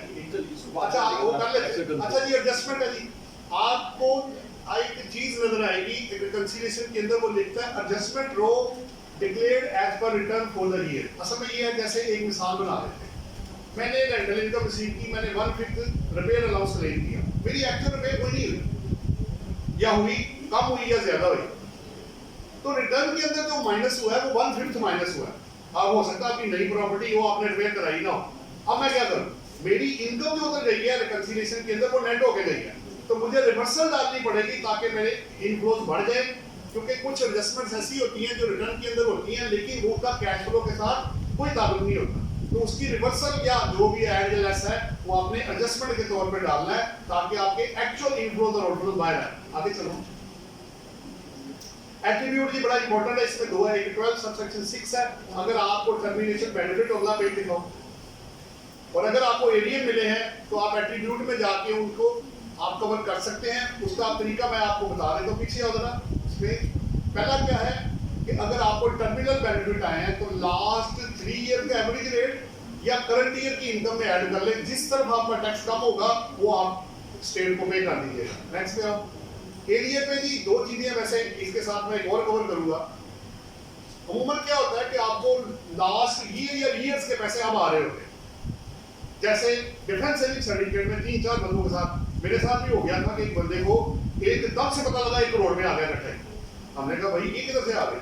उसने कहा जी डीएससी मैच्योर हुए हैं 7 साल 10 साल के बाद, ये मेरा ओवर एंड अबव प्रॉफिट है, तो ये अब वो 50 लाख से जब ऊपर जाता है तो वो नॉर्मल टैक्स रिजीम में चला जाता है, वो 15% टैक्स काटते हैं, इधर से टैक्स निकल आता है। तो लॉ आपको इसके थ्रू 12(7) के थ्रू और आगे 39 सेक्शन भी मैं आपको बताऊंगा, उसके अंदर ये ऑप्शन देता है कि आप उन सालों में जाएं। मसलन मुझे प्रॉफिट मिला, मैं अज्यूम कर लेता हूँ 10 लाख पर ईयर के हिसाब से मुझे 1 करोड़ में 10 साल बाद मिल गया, मैं अज्यूम कर रहा हूं। तो इसका मतलब ये है कि करंट ईयर की इनकम तो 10 लाख ही है या कम है, तो बाकी जो 90 लाख है वो किधर से आया? वो तो पिछले सालों का है, तो मैं उसको करंट ईयर में क्यों ऑफर करूं? मैं उसको फिर रिस्पेक्टिव टैक्स ईयर में लेके जाऊंगा, लेकिन रिटर्न रिवाइज नहीं करनी है आपने उन सालों की इनकम को एज पर रिटर्न पकड़ना है, उसमें इनकम को ऐड करना है, टैक्स निकालना है, और मुझे उम्मीद है कि इस तरह आपका टैक्स जो होगा वो लोअर साइड पे चला जाएगा। और सबसे बेनिफिट बड़ा क्या होगा, वो ये होगा कि 1 करोड़ पे डिवाइड होगा और करंट ईयर में आपको नॉर्मल टैक्स रिजीम नहीं, आपको फिक्स टैक्स रिजीम के अंदर जाके 15% दें और जान छुड़ा दें, बल्कि हो सकता है कुछ केसेस में आपका रिफंड भी आ जाए, ये भी बताता चलूंगा। 1-2 केसेस में रिफंड भी आ गया, वो ज्यादा बन गया था जो कटा हुआ। आगे चलो। मिनिमम टैक्स लायबिलिटी पे बहुत बहस हो चुकी है, आगे चलो। ये तो सही कैलकुलेट नहीं करता। अब सबसे पहले MIS सिस्टम को चेक करेंगी, इनकम टैक्स रिटर्न फाइल करने से पहले अपनी इंपोर्ट एक्सपोर्ट गाड़ियां बैंक अकाउंट प्रॉपर्टी सब आपके जो ऑनलाइन आ रहे हैं उसके अंदर पहले चेक कर ले। ये ना हो कि वहां डिक्लेयर हुआ और आप स्किप कर रहे। तो मालूमात में और एमआईएस सिस्टम में दोनों को चेक करें आराम से। अभी तक गाड़ियां प्रॉपर्टीज और कुछ बैंक जिनके मार्कअप पे ये टैक्स करते हैं वो ऑनलाइन है। अब आप देखें कि 3 नीचे जो स्लैब बने हुए 3 टैब वो भी एक्टिवेट नहीं हुए। यानी अगर आप मुल्क से बाहर जाते हैं तो उन्होंने लिखा तो हुआ है फॉरेन टूर, लेकिन अभी तक वो इंटरलिंक्ड नहीं हुआ एयरलाइंस के साथ। आने वाले वक्तों में उसने नहीं हो जाना है। तो अपनी चीजों को जो ऑलरेडी पोर्टल पे आ रही है और अक्सर 122 सेक्शन उन्हीं पे लग रहा होता है जो एमआईएस सिस्टम या मालूमात के अंदर पड़ा होता है। नेक्स्ट, जितने बैंक अकाउंट डीलिंग है ये ओपन किए क्लोज किए सब लेके उनकी एंट्रीज को कवर करें। आगे चलो, आगे चलो। रिफंड की आपको पता है रॉ तो है, लेकिन अभी भी वो अपनी मर्जी से चलता है। कभी वो 1 लाख दे देता है पढ़ाओ, कभी 1.5 लाख दे देता है, कभी कुछ कर देता है। तो कोई कंसिस्टेंट पॉलिसी उसके अंदर नजर नहीं आ रही कि पिछले रिफंड्स को कैसे एडजस्टमेंट इसके अंदर होनी है। वो अपनी मर्जी से उठा लेता है जो मर्जी। आगे चलो, रिकॉर्ड क्या मेंटेन करने। आगे चलो, ये जी एक अकाउंटिंग का मैंने एक आइडिया आपको दिया है। उसमें अकाउंटिंग साइकिल बड़ी फेमस है हमारे प्रोफेशन में। आप जर्नल एंट्री से शुरू करते हैं, उसके बाद आप देख सकते हैं उसके बाद जर्नल है, लेजर है, ट्रायल बैलेंस है, फाइनेंशियल स्टेटमेंट्स है। इसको अकाउंटिंग साइकिल कहा जाता है। हर साल ये इसी तरह ट्रांजैक्शन घूमती है। तो आपको रिकॉर्ड, अब इसको कोशिश करें कि रिकॉर्ड मेंटेन करने की आदत डालें। अब रिकॉर्ड के बगैर आप कैपिटल कहां से निकालेंगे, आप प्रॉफिट कहां से निकालेंगे, आप लॉस कहां से निकालेंगे, आप ड्राइंग्स कहां से निकालेंगे। अब होना नहीं है उसमें। तो इसलिए Aahista Aahista with the passage of time accounting के थोड़े थोड़े स्टेप्स के साथ उसको सीखना शुरू करें। कोई सवाल हो फिर आप कर भी लीजिएगा, आपको जवाब भी मैं दे दूंगा। आगे चलें। डेबिट क्रेडिट कार्ड, अच्छा इसमें इजी पैसा और जायज में चूंकि बहुत ट्रांजैक्शन हो रही है तो वो पीछे भाई बैंक अकाउंट है उसके, जरा अपनी ना वो मंगवा के तो उसको चेक कर लीजिएगा। ये भी बैंक अकाउंट की तरह ऑपरेट हो रहे हैं। इसको ये ना समझिएगा कि उनको पता ही नहीं है। इसके पीछे टेलीनॉर बैंक और दूसरा बैंक जो है जायज वाला वो पीछे ऑपरेट हो रहा है। तो जस्ट लाइक बैंक है, एंट्रीज पूरी मंगवाएं, कहां से पैसा इन हुआ और कहां आउट हुआ उसको भी रिकंसाइल कर लीजिएगा। आगे चलो, आपको पता है एनटीआर और एफटीआर में सिर्फ वो एक्सपेंडिचर जो कॉमन है उसकी अपोर्शनमेंट आपने करनी है, जो अनकॉमन है उसकी अपोर्शनमेंट करने की जरूरत नहीं है। एक एक्सपेंडिचर अगर सिर्फ एनटीआर का है उसको सिर्फ एनटीआर में चार्ज करें, एक एफटीआर का सिर्फ एफटीआर में चार्ज करें, और अगर दोनों में है कॉमन तो उसकी अपोर्शनमेंट सेल्स की रेशो में उसको तोड़ दें। आगे चलो, रिकंसिलिएशन है ठीक है ये बता दिया। आगे चलो, फॉरेन रेमिटेंसेस, आप दो चीजें क्लियर कर लें कि क्या ये एक्सप्लेनेबल है या नॉन एक्सप्लेनेबल। अगर वो नॉन एक्सप्लेनेबल है 111(4) में आ रहा है तो 50 लाख से ज्यादा भी आप नहीं मंगवा सकते, नंबर 1। और अगर वो एक्सप्लेनेबल है फिर तो कोई मसला ही नहीं है, चाहे जितना मर्जी पाकिस्तान में पैसा आ जाए, अगर एक बंदा कमा के वहां से आपको भेज रहा है तो कोई प्रॉब्लम नहीं है। आप मनी चेंजर के थ्रू, बैंक के थ्रू, टेलीग्राम के थ्रू, जिसके थ्रू भी आने का प्रूफ आपके पास होना चाहिए। जितना मर्जी पैसा आप ले कोई प्रॉब्लम नहीं है। आगे अपनी कंप्यूटेशन बना के करें, ये मैंने बता दिया। आगे चलो, रिटर्न के अंदर ही वेरीफाइड है, कंप्लीट बाय आप डॉक्यूमेंट्स देखिए क्या है। एप्लीकेबल रूल 34 है, applicable document, statement, certificate, lecture और कंपनी के लिए audited accounts with reconciliation of accounting और टैक्स के प्रॉफिट। मेरा अकाउंटिंग प्रॉफिट था 1 करोड़, टैक्सेबल इनकम आ गई 4 करोड़, मेरी अकाउंटिंग इनकम है 4 करोड़, टैक्सेबल में लॉस आ गया। तो ये रिकंसिलिएशन आपने रिटर्न के अंदर जो है उन्होंने दी भी हुई है अंदर, वो आपसे लेके और आपको बना के देनी पड़ेगी। नेक्स्ट आओ, ये वो जो मैंने कहा था डीएससी से अगर आपका एरियल प्रॉफिट आता है तो वो मैंने आपको सेक्शन 39(4) है। आगे चलो, 2-3 जगहों पे मैंने इस बात भी की और लोगों को बताया भी। आगे चलो, ये तो हो गया था, ये तो आप ये कुछ फायदे हैं जी, ये आप पढ़ सकते हैं। आगे चलो, तो खास ये बड़ा इंपॉर्टेंट है जी, ये करके तो फिर मैं 1-2 सवाल करके इसको क्लोज करूंगा।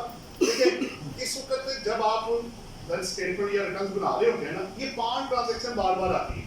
पहला, गाड़ियां लोगों ने बेची, ज्वेलरी बेची है, फॉरेन करेंसी बैंक अकाउंट खोले हुए हैं, उनको क्या करना है, सेल परचेज ऑफ प्रॉपर्टी या personal business and depreciable asset, फिर sale purchase of property with possession and without possession. देखिए गाड़ियां 2 पॉइंट्स है, अगर तो आप बिजनेस कर रहे हैं, सेल परचेज कर रहे हैं तो बिजनेस इनकम, और अगर आप पर्सनल बेच रहे हैं तो कैपिटल रिसीट है, उस पर टैक्स चार्ज नहीं होगा। इसमें एक जजमेंट है, जैसी मेरे पास आती है, इस्लामाबाद में मेरे दोस्त है वो प्रैक्टिस कर रहे हैं, उनसे मुझे पता चला था कि इसमें जजमेंट उनके पास है कि गाड़ियों पे जो अदर देन बिजनेस इनकम होगा वो कैपिटल रिसीट होगी और उस पर टैक्स नहीं होगा। वो मैं आपको कोट करूंगा। फॉरेन करेंसी बैंक अकाउंट की जाहिर बात है, अगर आपके पास फॉरेन करेंसी बैंक अकाउंट है, अगर आपने 5 साल पहले बैंक अकाउंट खोला, $1 लाख उसके अंदर आ रहे हैं और कोई चेंज नहीं आ रहा, तो एक प्रिंसिपल याद रखिएगा कि वेल्थ स्टेटमेंट कॉस्ट बेसिस पे बनाई जाती है, उसका मार्केट वैल्यू से कोई ताल्लुक नहीं होता। और अगर आप इसको करंट रेट लगाने की कोशिश करेंगे तो वैल्यू तो फिर आपके घर की भी बदल गई है, ज्वेलरी भी बदली हुई है, उसको नहीं चेंज करना। एक खाली ऐसा लोग क्यों चेंज कर रहे हैं? तो wealth statement always prepared on actual cost basis. बाकी प्रॉपर्टीज का मैंने आपको, अगर आप अपनी देखें प्रॉपर्टी जाती बेचेंगे, 3 तरह की प्रॉपर्टी है। अगर मैं डेबिसेबल एसेट बेचूंगा तो सेक्शन 22 में बिजनेस इनकम। अगर मैं प्रॉपर्टी की सेल परचेज में इंडल्ज हूं तो income from property income, business income आ जाएगा। और अगर मैं जाती बेचता हूं, कभी कभार बेचता हूं, तो वो वाला जो होगा वो कैपिटल एसेट होगा। और आपको पता होना चाहिए कि कैपिटल एसेट की डेफिनेशन में स्टॉक इन ट्रेड फॉल नहीं करता। अगर आप वो स्टॉक इन ट्रेड बन गया, यानी ये बंदे करते हैं रेगुलर बेसिस पे सेल परचेज कर रहे होते हैं और कह रहे होते हैं ये मेरा कैपिटल एसेट है, ऐसे नहीं वो कैपिटल एसेट बनेगा भाई। अगर मैं प्रॉपर्टियों की सेल परचेज कर रहा हूं और अपने आप को प्रॉपर्टी डीलर या शो नहीं कर रहा, तो क्या वो सारी प्रॉपर्टी पर्सनल हो जाएगी? ये भली आप नहीं ले सकेंगे, आपको टैक्स लग जाएगा। सो कोशिश करें जो बिजनेस वाला है उसको बिजनेस में डालें और जो पर्सनल वाला है उसको पर्सनल में डालें। और आखिरी ये है कि फाइलें लोग खरीदते हैं, फाइलों में 2 तरह की चीजें हैं, एक होता है विद पोजेशन, एक है विदाउट पोजेशन। जो आपको फाइल विदाउट पोजेशन मिली है उसको आप advance against purchase of property डालें, वो आपका प्रॉपर्टी नहीं है। और जो विद पोजेशन है तो उसको आप प्रॉपर्टी, नहीं बात है, उसको शो कर सकते हैं। आगे चलो भाई, बाकी ठीक है, आगे चलो। ये वाला जी जो मैंने कहा था, अगर आपसे कोई गलती हो जाए हेड ऑफ इनकम में या डिक्लेरेशन में, लेकिन आपके पास सपोर्टिंग डॉक्यूमेंट है और आप उस चीज को साबित कर सकते हैं कि ये गलत है, तो आप ये judgement supreme court of Pakistan की है, सबसेंस ओवर फॉर्म जो है प्रिवेल करेगा। कि अगर कोई, जैसे मैंने अभी कहा आपको कि एक बंदे ने सैलरी इनकम को कमर्शियल बोर्ड में डाल दिया, जबकि बोर्ड है ही कोई नहीं, ना सिस्टम बता रहा है ना बैंक स्टेटमेंट, कोई चीज नहीं बता रही, और आपके सपोर्टिंग डॉक्यूमेंट ये कह रहे हैं कि ये सैलरी इनकम है, तो उसकी असेसमेंट सैलरी इनकम में ही होगी, आप इम्पोर्ट के अंदर उसको असेस नहीं कर सकते। ये सुप्रीम कोर्ट की जजमेंट है, क्योंकि इंसान है, किसी से कोई भी गलती हो सकती है। आखिरी दिखाओ जी पॉइंट आपको, ये कुछ सेक्शन है जी जिनका आपको पता होना जरूरी है, जिसमें 114 से 119 तक का रिटर्न्स का है। दूसरा आपका रेजिडेंशियल स्टेटस है, 81 to 84 है। 11, 5 और 6 मैंने आपको बता दिया सोर्स ऑफ इनकम के लिए। 21 सेक्शन बड़ा इंपॉर्टेंट है, 21 में मैं सिर्फ 2 लाइनें कहना चाहूंगा। 21 सेक्शन जो है इनडिविजिबल एक्सपेंडिचर, सैलरी इनकम को निकाल के बाकी तमाम हेड्स ऑफ इनकम पे इक्वली अप्लाई होता है। ये जरा ध्यान में रखिएगा। अगर मैं कैपिटल गेन कैलकुलेट कर रहा हूँ और मैंने कोई बंदा रखा हुआ है उसकी कैलकुलेशन करने के लिए, तो उसकी तनख्वाह अगर मैं 32,000 रुपीज से ज्यादा दूंगा, जो पहले 25 थी, तो वो थ्रू क्रॉस चेक होगी, वरना वो मैं एक्सपेंडिचर माइनस नहीं कर सकता। 39.3 आपसे बात हो गई। 75 है जी, अब अगर आपने इमूवेबल प्रॉपर्टी खरीदनी है 50 लाख से ऊपर थ्रू क्रॉस चेक पेमेंट होगी, और मूवेबल एसेट 10 लाख से ज्यादा थ्रू क्रॉस चेक। और अगर ऐसे ना किया तो 2 तरह से सजा मिलेगी। नंबर 1, जब आप उस पर डेप्रिसिएशन कैलकुलेट करेंगे नहीं मिलेगी, जब आप कैपिटल गेन में से माइनस करने की कोशिश करेंगे वो नहीं मिलेगा, और एक तीसरा ये होगा कि इमूवेबल प्रॉपर्टी अगर मैं other than through cross cheque लेता हूं तो इसकी फेयर मार्केट वैल्यू का 5% मुझे पेनल्टी पड़ेगी। तो ये ट्रांजैक्शन करने से पहले जरा चेक कर लें कि आपने ट्रांजैक्शन किस वैल्यू पे की और कैसे किया। अगर इससे कम या बराबर है फिर इतना में मसला नहीं है। 111 तो आपको पता है, 176 रिकॉर्ड है, पेनल्टीज है। ये मेरे की रिटर्न से कनेक्टेड थे। मैं सिर्फ आपसे 5 मिनट और लूंगा, फिर क्वेश्चन आंसर आप मेरे साथ कर लीजिएगा। दूसरी फाइल खोलो भाई, इसको मिनिमाइज करो, हाँ इसको बंद करो, इससे नीचे वाली नीचे बैलेंस स्टेटमेंट वाली, ठीक है वही है, उसी को ये खोलो, साइज उसी तरह बड़ा करो, स्क्रीन पे साथ बोलो। हाँ अब नीचे आओ और बस ये मेरी आखिरी शीट है जी। इसमें एक प्रैक्टिकल एग्जांपल भी है, वो आप मटेरियल ले लीजिएगा, घर जाके कर लीजिएगा। पहला पॉइंट है जी, ये मैंने 9 पॉइंट्स आपको दे दिए बस। आपने wealth statement always actual cost पे बनानी है, number 1। Number 2, import and edit facility आपको आई हुई, वो आपको पता है, उसको आप चेंज कर सकते हैं जो आप करना चाहते हैं। अच्छा, ये डबल एंट्री कॉन्सेप्ट है, ये बड़ा इंपॉर्टेंट। वेल्थ स्टेटमेंट में कभी भी balancing figure cash and bank balance ना डालें, हर अकाउंट की रिकंसिलिएशन बनाएं और कैश फ्लो स्टेटमेंट भी बनाएं ताकि आप रियल डाटा रिपोर्ट कर सकें। तमाम पर्सनल एसेट्स और पर्सनल लायबिलिटीज को टैली करें, चाहे वो डोमेस्टिक है या फॉरेन है। Difference between wealth statement and balance sheet देखिए। Balance sheet is a list of business assets and business liabilities, and wealth statement is a list of personal assets and personal liabilities. आसान हो जाएगा। आपका घर किधर आएगा? Wealth में। आपकी गाड़ी जाती वेल्थ में। आपका क्रेडिट कार्ड जो भी पर्सनल है उधर जाएगा, और जो बिजनेस से कनेक्टेड है वो सब बिजनेस में जाएगा। बिजनेस में अलबत्ता जो कैपिटल है, जो नेट एसेट्स आपके होते हैं, वो कैपिटल की शक्ल में आपकी वेल्थ में आ रहा होता है। Discussion on foreign currency balances वो आपके साथ हो गई बात। आपने तमाम बैलेंसेस को टैली करना, never take cash and bank balances को बैलेंस शीट में करना। और कैपिटल की रिकंसिलिएशन हमेशा बैलेंस शीट से उठाएं, ओपनिंग कैपिटल ऐड जो प्रॉफिट या लॉस है लेस ड्राइंग या फर्दर कैपिटल करके, तो क्लोजिंग जो बैलेंस शीट के अंदर आ रहा है उसी को ही आपने वेल्थ के अंदर शो करना है, वरना 111 सेक्शन का को लाते हैं। और आखिरी क्या जी, इनफ्लोज वाला वो आपके साथ बात हो चुकी है। अब इसके अंदर जो लास्ट जो एंड में मैंने एक प्रैक्टिकल एग्जांपल दी हुई है, जिसमें एक वेल्थ अज्यूम करके अगली एडजस्टमेंट करके तो पूरी एंट्रीज बना के इसके अंदर उसको सॉल्व किया गया। वो आप घर से जाके इसको चेक कर लीजिएगा, फाइल आप तक पहुंच जाएगी। अगर आपने मुझसे कोई क्वेश्चन करना हो तो वो आप कर सकते हैं।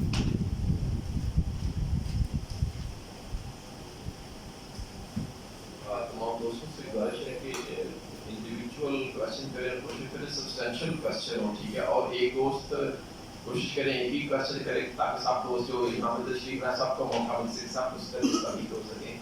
कोशिश करें एक क्वेश्चन करें, ठीक है जी। प्लीज जो भी क्वेश्चन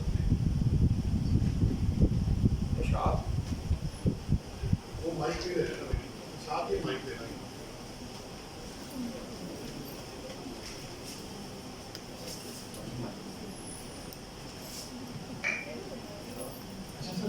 क्वेश्चन ये है कि जो एक्सपोर्ट ऑफ सर्विसेज है, इसमें जो है वो नॉर्मली 1% जो है वो हमारा फाइनल टैक्स है। और जब वो पेमेंट हमें आई है, जो PRC है, पेमेंट रियलाइजेशन सर्टिफिकेट है, उसके ऊपर जो पर्पज ऑफ रेमिटेंस है वो लिखा हुआ है पर्सनल ट्रांसफर एंड वो है होम रेमिटेंस। तो बेसिकली वो मेरी जो इनकम है वो मतलब कॉल सेंटर है उसमें जो हम सर्विसेज प्रोवाइड करते हैं उसके अगेंस्ट आई है। जो सर्टिफिकेट है, अगर मैं सर्टिफिकेट के अलावा देखूँ तो वो मेरी बिजनेस इनकम है, फॉरेन इनकम। अगर वो कल को मतलब सर्टिफिकेट को देखें तो वो होम रेमिटेंस है और वो पर्सनल ट्रांसफर है, तो इसको जो है वो हम कैसे जो है वो रिपोर्ट करेंगे। और सर एक छोटी सी चीज़ और है, जो आप कह रहे हैं कि प्रॉपर्टी जो है वो आपने डिक्लेयर करनी है एक्चुअल कॉस्ट, ठीक है सर। आपने ये चीज़ देखनी कि उसमें एफडीआर का क्या रेट है, प्रॉपर्टी कम है या नहीं है। इसमें जो है वो कोई ऐसा एफडीआर के पॉइंट ऑफ व्यू नहीं है, मतलब आपने प्रॉपर्टी जो 1.5 करोड़ की और एफडीआर का रेट 1 करोड़ का है, तो इसमें लॉस ऑफ रेवेन्यू का कॉन्सेप्ट तो नहीं है। 2 सवाल हो गया। जी सर, एक और भी है सर ये सवाल है कि जो FTR में अभी एक नया कॉन्सेप्ट है इम्प्यूटेबल इनकम का, कि उसमें जो ऑडिटेड अकाउंट जो है वो चाहिए, उसको थोड़ा सा एक्सप्लेन करते हैं। और चौथा भी है रेजिडेंट जो पर्सन है, रेजिडेंट में आपने बताया था कि 183 डेज है, तो ये जो नया कॉन्सेप्ट आया है कि आप जो है वो कुछ पोर्शन जो है उधर रहते हैं, कुछ उधर रहते हैं, उधर रहते हैं, वो जो है उसको जो है हम जो है वो किस तरह रिपीट कर दो इसको थोड़ा सा अच्छा, अब आप एक एक करके, पहला आपने जो किया है वो अगर आप पहला सवाल आप करते हैं, क्योंकि 5 आपने करनी है, पहला आप रिपीट कर दे रहे एक्सपोर्ट ऑफ सर्विसेज के हवाले से। अब आप बैठ जाए, मैं एक्सपोर्ट का पहले जवाब दें, क्योंकि एक एक करके करेंगे तो आसान हो जाएगा। देखिए बात ये है, अभी मैंने आपको एक जजमेंट दी सक्सेस ओवर फ्रॉड, सवाल का जवाब आपके पास आ गया। अगर आपको एक्सपोर्ट प्रोसीड ही आई है और लिख दिया गया है होम रेमिटेंस गेन, तो कॉन्ट्रैक्ट ये शो करना होगा कि ये पैसा आपको एक्सपोर्ट के अगेंस्ट आया है। तो लिख देने से पीछे जो लॉ है वो बदल नहीं जाएगा, ठीक है। हाँ, अगर आपको होम रेमिटेंस वाकई आई है और सेंडर का नाम जो लिखा हुआ है वो किसी दोस्त का है, रिलेटिव का है, फिर बात समझ आती है। अगर लेने वाला वहाँ पार्टी है, बिजनेस नेम है, ठीक है। एक तरह का केस एक मेरे पास भी आ गया था, एक बंदा, उसने कहा कि जनाब जब नया नया आया था वो मेरे पास, तो आते ही आपको पता है क्लाइंट कुछ गोलियां पहले पटाखे मारते हैं अच्छे खासे, एक जरा नॉलेज टेस्ट कर ले। उसने कहा जी मुझे बाहर से पैसा आया है तो मेरी इनकम एग्जेम्प्ट हो गई। मैंने कहा अच्छा चलो ठीक है, पहले बात पूरी कर लो। मैंने कहा नहीं भाई तुम पहले बताओ तुम करते क्या हो? कि मैं पाकिस्तान में सर्विस देता हूँ, पैसा मुझे बाहर से आता है। तो मैंने कहा तुमने तो एक्सपोर्ट किया ही कुछ नहीं। पैसा बाहर आने से ये नहीं होता कि एक्सपोर्ट किया बचा, वो कॉन्ट्रैक्ट आपका बताएगा, कॉन्ट्रैक्ट में लिखा होता है एम्प्लॉयमेंट कॉन्ट्रैक्ट है। तो मैंने कहा भाई ये सैलरी है। तो उसने कहा नहीं ये फॉरेन सोर्स इनकम में डाल दे, मेरी एग्जेम्प्ट हो जाएगी। तो मैं कहा तुमने तो बाहर को काम ही कोई नहीं किया, तुम्हारे तो पासपोर्ट बने नहीं अभी, तुम तो बाहर गए ही नहीं, तो तुम्हारी फॉरेन सोर्स इनकम कैसे आ रही? ये तुम्हारी पाकिस्तान सोर्स इनकम है, ऑल्दो का पैसा बाहर से आया है, तुमने काम इधर किया है, ठीक है। तो वो एक्सपोर्ट ही रहेगा भाई। आप गलत मिस रिप्रेजेंटेशन कर देने से लॉ नहीं बदल जाएगा। दूसरा आपका क्या था? सर दूसरा था कि एफबीआई जो वैल्यू है उससे आप कम या ज़्यादा शो करते हैं, तो जो टैक्स आपने पे किया हुआ है वो उसमें तो देखिए बात ये है, अगर आप 236 के पढ़ेंगे ना, के अंदर वैल्यू आ रही है फेयर मार्केट वैल्यू, और उसको उन्होंने 68 सेक्शन के अंदर कवर कर दिया है। आपने ड्यूटीज एंड टैक्सेस पे करने हैं। देखिए अभी मैं फेडरल को ना करूंगा, सूबे को ला। फेडरल को जो आपने एफबीआर के रेट से कम पे नहीं आप जा सकते, इससे कम पे आपको वो करेगा नहीं जहां अवेलेबल है उनके पास डाटा इंस्ट्रक्शन है उनको, चाहे वो कोई भी सोसाइटी है, इदारा है, कोई भी है, उससे कम पे तो वो करेगा नहीं। दूसरी बात ये है कि ये बात अगर प्रोविंस को पता लग जाती है कि आपने एक्चुअल जो वैल्यू है वो ज्यादा है और आपने टैक्सेस आपने कम वैल्यू पे लिए हैं, तो वो सीबीटी और अपने जो भी चार्जेस होंगे वो आपको लेके जाएगा एक्चुअल के ऊपर, लेकिन वो छोटे भाई के पास है जिसे हम सुबह कहते हैं। तीसरा सवाल है वो कॉन्सेप्ट ये है। देखिए अभी मैंने आपको एग्जांपल दी, मेरी अकाउंटिंग, अभी एक बंदे का मुझे फोन आया, ये भी सुनने वाली बात है, उसने कहा कि मैं घर से बैठ के काम करता हूँ, 1.5 करोड़ रुपए मैंने रिसीव किया, मेरा खर्चा होएगा मैक्सिमम 2 लाख रुपए, तो 1.5 करोड़ रुपए में से 2 लाख माइनस कर ले। तो मैं कहा 1.5 करोड़ ही हुआ, उसको 2 लाख को क्या ऊँट के मुंह में जीरा डाल रहे हो? 2 लाख ठीक है, माइनस कर लो आप। 14.8 मिलियन का उसकी रिसीट है। अब 1.5 करोड़ पे 0.25% जरा चार्ज करें, एक टोकन सी अमाउंट आपकी आएगी। उससे जब आप वर्क बैक करोगे तो पता लगेगा कि इधर तो प्रॉफिट भरमार हो गई है।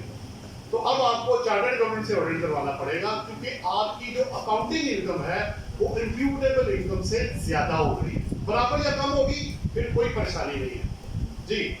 चौथा सवाल, हाँ जी, वो मैंने ये कहा था, लोग क्या करते थे कि 183 दिन को तोड़ने के लिए मुख्तलिफ कंट्रीज में स्टे कर लेते थे और टैक्स कहीं भी नहीं देते थे, क्योंकि उसने कहा जी मैं तो पाकिस्तान में 183 दिन था ही नहीं, मैं तो दुबई में था, मैं तो उधर चला गया, मैं उधर चला, साउथ अफ्रीका चला गया, वो कहीं भी कुछ नहीं दे रहा। तो उन्होंने कहा कि इन लोगों को कैच करने के लिए, उसको टैक्स नेट में लाने के लिए, अगर मैं किसी भी कंट्री का रेजिडेंट ना हुआ और मैं ऑब्वियसली पाकिस्तान का हूँ, इधर से हूँ, तो 183 दिन अगर नहीं भी होते पूरे, तो फिर मैं पाकिस्तान का क्या बन जाऊंगा? रेजिडेंट बन जाऊंगा, ताकि फॉरेन सोर्स इनकम को नेट के अंदर लाया जा सके। आपका आखिरी सवाल। सर आखिरी सवाल ये था कि जैसे आपने कहा कि स्मगलिंग के थ्रू या इलीगल पैसा जो आता है, तो उसमें अगर फॉर एग्जाम्पल 10 मिलियन है, मैं उसके टैक्स जो है वो पे कर देता हूँ। स्मगलिंग नहीं कहा था, वो तो सोर्स नहीं आपने बताया। सोर्स यानी कि आप तो सीधा सीधा ही सोर्स आप एक्सप्लेन नहीं कर सकते। हाँ वो बताए ना, उस केस एफआईए वाले पीछे पड़ जाएंगे भाई क्या करने हैं। उस केस के अंदर आप अगर आप टैक्स पे कर देते हैं तो फिर एफबीआई वाले ये भी आपसे क्वेश्चन करेगा कि इसका क्या कोर्स है। नहीं देखिए, अगर आप उस पर टैक्स दे देते हैं तो एंटी मनी लॉन्ड्रिंग का क्या करना, वो तो नहीं छोड़ेंगे आप। अगर आपने पैसा ही इलीगल तरीके से कमाया है, समझ आ गई बात? उनको सोर्स से भी कंसर्न होती है कि आपका पैसा, देखे ना, एक बंदा जितनी एमनेस्टी है जितनी आई आप देखें, उसके अंदर public servant, illegal extortion, smuggling जो भी है, उन्होंने मेंशन किया होता है कि इन लोगों को एमनेस्टी नहीं मिलेगी। इट मीन्स कि अगर आप इलीगल तरीके से इलीगल एक्टिविटी करते हैं तो उसकी तो सजा आपको पता है, वो टैक्स देने से वो फाइट थोड़ा हो जाएगा, वो तो फिर दूसरे डिपार्टमेंट आपके पीछे एजेंसी पड़ जाएंगी तो भाई तुम तो स्मगलर हो, दोनों पर काम कर रहे हो। तो टैक्स देने से वो वाली अमाउंट वाइट नहीं होगी, एफबीआर को डायरेक्ट एक्शन चुप कर जाएगा, वो अपना पैसा लेके साइड पे हो जाएगा और एजेंसी पीछे आपका आप पूरे हो गए। इसमें मैं आपके 236 के में थोड़ा सा पर्सन के साथ ऐड कर दूं मैं। जैसे 236 के जो पे किया जाता है ना वो एफपीआर वैल्यू है, वो that is the minimum benchmark जिसके ऊपर आपने अपना टैक्सेशन करना है अपनी वेल्थ स्टेटमेंट में। उससे ऊपर तो आप जा सकते हैं अगर आपके पास सोर्स है, आपका एग्रीमेंट टू सेल एग्जिस्ट कर रहा है तो आप उससे ऊपर जा सकते हैं, उससे नीचे आप नहीं डिक्लेयर कर सकते। अगर सर्टेन केसेस में ऐसे है कि जहां पे एफपीआर वैल्यू जो है वो एक्चुअल प्राइस से ज्यादा है, ऐसी जो एग्जांपल एग्जिस्ट आप कर रही हैं, उसके लिए आपके पास फिर अगर उससे लोअर आपने डिक्लेयर करना है एफपीआर वैल्यू से, तो फिर आपके पास उसकी ठोस एविडेंस होनी चाहिए कि मैंने एक्चुअल पेमेंट, फर्ज करें आपकी जो एफपीआर वैल्यू है किसी प्रॉपर्टी की 1 करोड़ है, लेकिन आपने एक्चुअली उसकी जो प्राइस पे की है वो 60 लाख है, 6 मिलियन है, तो फिर आपके पास ठोस एविडेंस होनी चाहिए, क्योंकि आपने तो उस पे 6 मिलियन में डिक्लेयर करें, मैं यही कहूंगा आप बच जाए 1 करोड़ के ऊपर, लेकिन ठोस एविडेंस आपके पास होनी चाहिए। कल आपको डिपार्टमेंट क्वेश्चन करे भाई मैंने 236 के तो आपने 1 करोड़ पे किया, तो आपने क्यों 60 लाख दे दिया? तो मेरे पास जब एग्रीमेंट टू सेल होगा, मेरे पास बैंकिंग ट्रांजैक्शन होगी, तो मैं डिपार्टमेंट 122.5 या 122.5 जो सक्सेसफुली मैं निकालूंगा और फिर उसमें थोड़ा सा और क्या करें, जो आप डॉक्यूमेंट उसका रजिस्ट्री लिख रहे हैं उसमें मेंशन करवा लें कि इसकी जो वैल्यू लिखी जा रही है इसके ऊपर डीसी वैल्यू या एफपीआर वैल्यू वो purpose of payment of stamp duty या रसूमात के लिए है, जो एक्चुअल प्राइस पर मैं कर रहा हूं वो 6 मिलियन है, ये 60 लाख है, तो श्योरली डिपार्टमेंट वहां पे आपको 122.5 या 122.5 के दायरा में लाना है, इस पे उसको काफी मुश्किल होगी। जी एक छोटी सी ये बात कंफर्म करनी कि बात पर हम जब वैल्यू को थोड़ा सा ज़्यादा शो करते हैं, कम करते हैं, फिर नोटिस लाभ नहीं आता है। We have a definite information, मतलब वो किस बेस के ऊपर कहते हैं कि हमारे पास जो डेफिनेट इन्फॉर्मेशन है कि आपकी ये प्रॉपर्टी जो है वो इतनी होनी चाहिए एफपीआर के रेट में, ये उनका प्रिजम्पशन और असम्पशन के ऊपर होता है। इसके लिए आप जो डेफिनेट इन्फॉर्मेशन के ऊपर खान सीएनजी का बड़ा मशहूर केस है, उसके ऊपर आप रिलाय करें। आप डिपार्टमेंट तो आपको नोटिस देगा, लेकिन आपने रिलाय करना खान सीएनजी के 2000 I think 12 PDD exact page 859 page मैं शेयर करूंगा, उसके ऊपर रिलाय आप करेंगे, आपके पास डेफिनेट इन्फॉर्मेशन नहीं है। यूजुअली जब भी नोटिस आता है ना कोई भी, तो हम लोग उसको लीगली नहीं लेते, मैं हम उसको फैक्ट्स पे लेके चलते हैं। हम वकील लोग हैं, मैं हमेशा कोई भी मुझे 122.5 का नोटिस आता है, 122.5 का नोटिस आता है, 111 का नोटिस आता है, मैं सबसे पहले उसकी जुरिस्डिक्शन चैलेंज करता हूं। जुरिस्डिक्शन के हवाले से 122.5 की जुरिस्डिक्शन अज़ूम करने के लिए एक अपना क्राइटेरिया है, 122.5 की जुरिस्डिक्शन अज़ूम करने के लिए जैसे आपने फरमाया डेफिनेट इन्फॉर्मेशन है, तो सबसे पहले आप उसकी जुरिस्डिक्शन को चैलेंज करें। भाई आपके पास डेफिनेट इन्फॉर्मेशन है ही नहीं, तो आप कैसे मुझसे क्वेश्चन कर सकते हो? फिर अपील अपडेट फोरम में जाकर आप इंशाल्लाह उसमें सक्सेसफुल होंगे। वो मैं एक और ऐड कर देता हूँ। देखिए जब आपने 236 के लिया था तो टैक्स की इंफॉर्मेशन तो उनके पास चली गई है ना, और वेल्थ भी उनके पास है, वो वैल्यू मैच नहीं कर रहे। वो इस वजह से आपको 122 का नोटिस आया है कि भाई आपने वेल्थ में दिया 1 करोड़ रुपया और उधर आपका आ गया ये वाली वैल्यू। एक और बात, अगर मेरे पास ना ये तीनों ही केस है, एक में वैल्यू ज्यादा आई है, एक में बराबर आई है, एक में कम आ गई, तो मैंने उसको पूछा कि भाई ये तुमने कम किया है कि बाकी कम है? तो उसने कहा कि आप उन्हें कहें कि एफबीआर को के वहां जाके वो विजिट कर लें, मैंने इतने में ही खरीदा है और इतने का ही है। उस सूरत में इनफ्लो या आउटफ्लो जो भी आता है वो आपका लोअर वैल्यू आएगी, लेकिन 236 के मजबूरी है क्योंकि उससे कम नहीं हो सकता, तो उस पे आपको देना पड़ जाएगा, लेकिन रीजनेबल जस्टिफिकेशन होना लाजमी है। अगर आप कलूजन ऑफ पार्टी से मिलकर जानबूझ के उसको कम कर रहे हैं तो फिर बात और होगी, फिर डिपार्टमेंट राइट पे होगा कि वो डिफरेंस को 111 में ले जाके आपको टैक्स लगा दे। जी किसी और का कोई सवाल? बहुत तीनों बंदे एक ही दफा खड़े हो गए। ये ले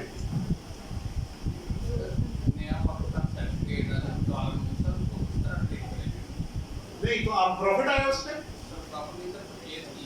अच्छा तो इन्वेस्टमेंट शो करना, रिपोर्टिंग तो प्रॉपर्टीज में ही हो रही है ना, डॉलर तो आप दे नहीं रहे। तो कोई बात नहीं, अगर आपने वेल्थ डिक्लेयर करनी है तो उसको कॉस्ट पे कन्वर्ट तो करना पड़ेगा, चाहे वो दुबई में हो चाहे साउथ अफ्रीका में हो, उससे क्या फर्क पड़ता है? मार्केट प्राइस तो इंक्रीज हो रही है। वो तो फिर आपका नसीब है कि ज्यादा हो या कम हो, आपने तो करनी है ना इन्वेस्टमेंट। इन्वेस्टमेंट कर ली सर। अच्छा बढ़ जाएगा तो उससे तो भी परेशान हो गई आप। उस वक्त वो कह रहा है क्या करूँ, तो जब कम होगा तब क्या करें? सर कम तो हो नहीं रहा। ये तो देखे, जब आप कोई चीज खरीदते हैं, आप घर खरीदते हैं, ज्वेलरी खरीदते हैं, आपको पता होता है कल क्या होगा, आप इसी उम्मीद में होते हैं कि प्रॉफिट होगा। तो ठीक है, जब प्रॉफिट होगा तो आ जाएगा आपके पास, मसला क्या है? कन्वर्जन करेंगे आप, सारी बात है। जब बेचेंगे, जब एक्चुअली कन्वर्ट होगा, अगर मैंने उसको खरीदा है फर्ज करें 1 करोड़ में का, उसकी वैल्यू उसको हर दफा मैंने कन्वर्ट नहीं करना, वो तो कन्वर्ट हो गया जो 1 करोड़ का और वो रेट लग गया उसको। जब तक आप उसको इन आउट नहीं करेंगे एक्चुअल बेसिस पे, उसकी वैल्यू को मत छेड़िएगा। आपका कोई और सवाल तो नहीं जी? और उधर से वो मैं ये कहना चाहूँगा, माशाल्लाह आपने दुकान में भी मैं आपके साथ था तो बड़ा खूबसूरत लेकर दिया बड़ी सी मीटिंग की आपने, जो बहुत यहाँ पे सारा ब्रीफिंग में एक बात तो आपने बहुत अच्छी की है कि जिस वक्त भी रिटर्न तैयार करनी है तो सबसे पहले MIS और मालूमात को चेक करें। अब MIS में बिल्कुल ये ऐसे ही है, खास करके प्रॉफिट ऑन डेट पे एक चीज जो है वो इसलिए ये शेयर कर रहा हूँ कि बैंक स्टेटमेंट में तो वो 30 जून को भी प्रॉफिट उन्होंने चार्ज किया और डिडक्ट कर दिया, लेकिन जिस वक्त आप MIS पे जाते हैं तो वहाँ पे आता है डेट ऑफ पेमेंट। अब प्रॉफिट ऑन डेट पे बैंक ने प्रॉफिट डिडक्ट किया 30 जून को, तो वो CPR उनका वो जो आपने जनरेट होगा या वो डिपॉजिट होगा बैंक की तरफ से आफ्टर 30 जून 2023। तो एक तो ये है कि वो ओबीसी हम तो बैंक स्टेटमेंट को ही वहाँ पे सामने रख के उसके मुताबिक करेंगे। तो मैं सिर्फ ये शेयर करना चाहता था कि बात उसमें ये भी हो रहा है, जो मेरा अपना एक्सपीरियंस भी हो रहा है, क्लाइंट आपके पास आया, 2 बैंक स्टेटमेंट उसने आपके सामने रखा, अब आपने अगर उसी को डिलाई कर लिया तो फिर तो आप ये ना, लेकिन अगर आप MIS करेंगे पता चलेगा वहाँ पे 2 बैंक अकाउंट और भी हैं वो वहाँ पे एग्जिस्ट कर रहे हैं और उस पर भी प्रॉफिट आ रहा है। तो ये जस्ट मैंने दिया आपने शेयर किया ऑडियंस के लिए भी कि वो बहुत ज़रूरी है MIS और मालूमात को चेक करना, ताकि आप प्रॉपर और सही तरीके से रिटर्न को अपना तैयार करें। और एक और मैं ऐड कर देता जी, जी, जी। हूं, और दूसरा अपने क्लाइंट को पूछ ले कि इसके अलावा कोई बैंक का तो भाई अभी बता दो, कल को फिर 111 में कंसीक्वेंट बनेगी जी। वो सवाल है।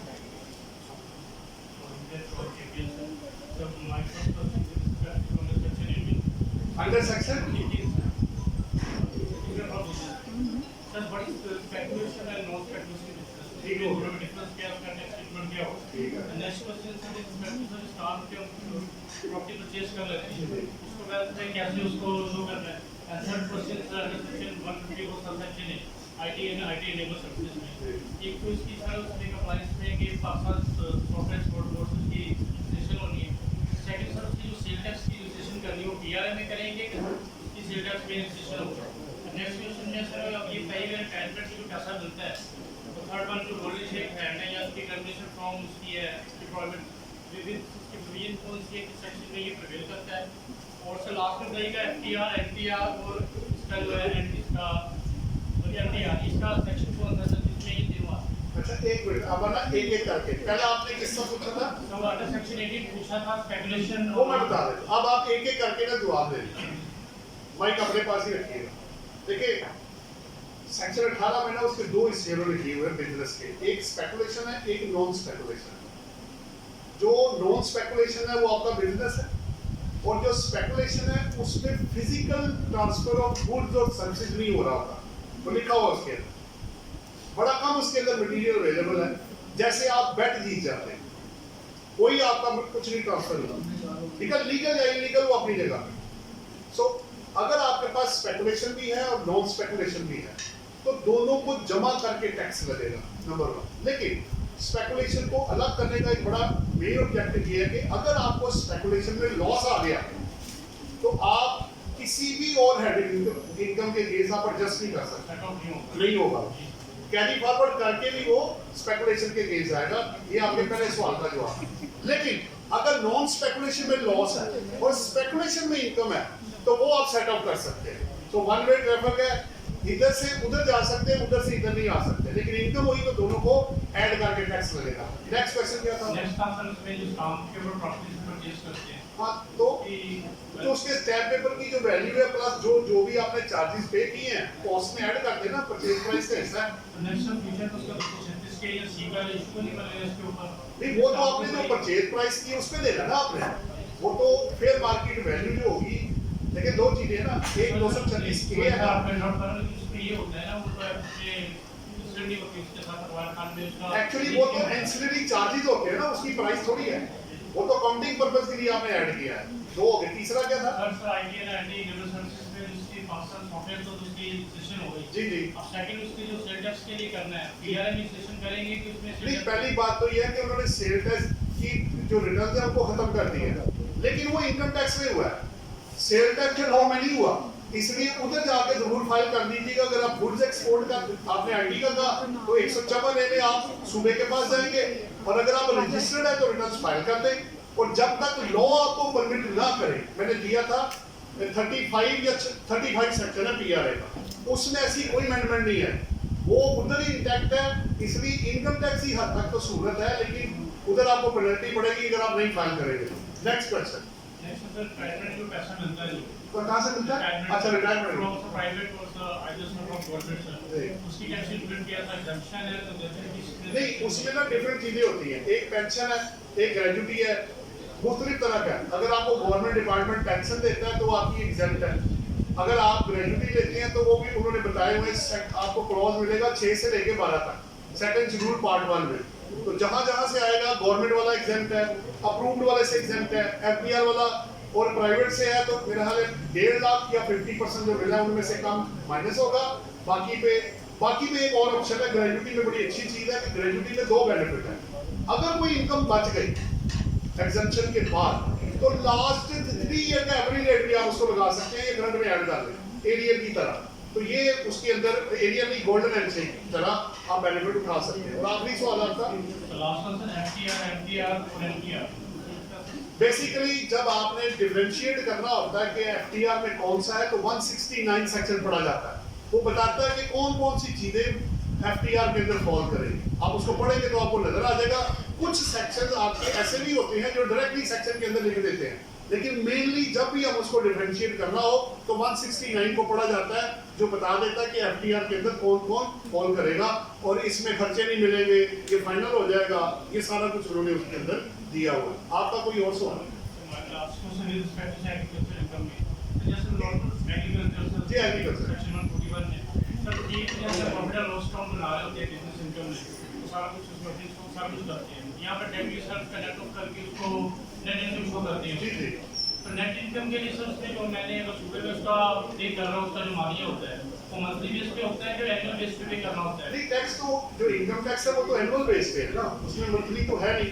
आपको मुझे होल्डिंग प्रोविजन थोड़ी है जो मंथली बेसिस पे होनी है, रिटर्न एनुअल बेस पे है, उनकी भी ऐसे ही है। तो सर सिंपल है जैसे ये ना कि 12 एकड़ तक आपने वहाँ पर पे नहीं करना उसके ऊपर जी जी, ऐसे ही है। मैंने आपको बताया था कि इनकम बेस और area base whichever is higher, हो सकता है एरिया बेस 0 इनकम बेस में निकला है, एप्लीकेबल हो जाएगा। बिल्कुल हो जाएगा, विच एवर इज हायर है। आपके पूरे हो गए सवाल? तमाम दोस्तों से जी तमाम दोस्तों से गुजारिश है कि कोशिश करें एक एक सवाल करें ताकि सब दोस्तों की बारी आ जाए। इन साहब ने काफी ज्यादा टाइम दिया तो आप रिक्वेस्ट है कि प्लीज एक एक क्वेश्चन करें, ठीक है? Thank you. जी वालेकुम जी, आसिफ साहब। अच्छा भाई साहब, आप अगर इजाजत देते हैं तो कुछ चीज़ें एक्सप्लेन करना चाहता हूँ। कर सर, अगर आप करना चाहते हैं तो। अच्छा, अभी आपने गाड़ी का कहा कि उसके ऊपर जो है वो जजमेंट है ट्रैफिक इस्लामाबाद। इसमें तो गाड़ी जो है ना बेसिकली कैपिटल एसेट जो है 27 सबसेक्शन 5 में एक्सप्लेन किए गए, उसमें कुछ एक्सक्लूडेड है, जिसमें सबसे पहले एक्सक्लूडेड है स्टॉक इन ट्रेड की, सेकंड एक्सक्लूडेड है जो आपकी डेप्रिसिएबल एसेट है, डेप्रिसिएशन है 22, और तीसरी है any movable asset, any movable asset other than 38.5 पे। इसका मतलब ये हुआ कि तमाम मूवेबल एसेट निकल गए, 38.5 के अलावा तमाम मूवेबल एसेट निकल गए, इसमें गाड़ी नहीं निकल गई। इसका मतलब ये हुआ कि कैपिटल गेन जो है गाड़ी के ऊपर चार्ज नहीं हो। जी ऐसे ही है। और अदर देन स्पेसिफाइड सेक्शन 38(5) जी ऐसे ही। ज्वेलरी आती है, real first day cover and medallion and ठीक है, बहुत पीछे उसके लिए। इसका मतलब ये हुआ कि लॉ जो है उसको हमें क्लियर कर रहा है कि गाड़ी के ऊपर जो है कैपिटल गेन चार्ज नहीं होगा, ठीक है? इस हेड में फॉलो नहीं करेगा, इस हेड में फॉलो नहीं करेगा कैपिटल गेन। अच्छा, दूसरा जो मैं एक्सप्लेन करना चाहता हूँ सेक्शन 67 जो है अपोर्शनमेंट का। अपॉर्शनमेंट का, बेसिकली वो अपॉर्शनमेंट होनी कब है?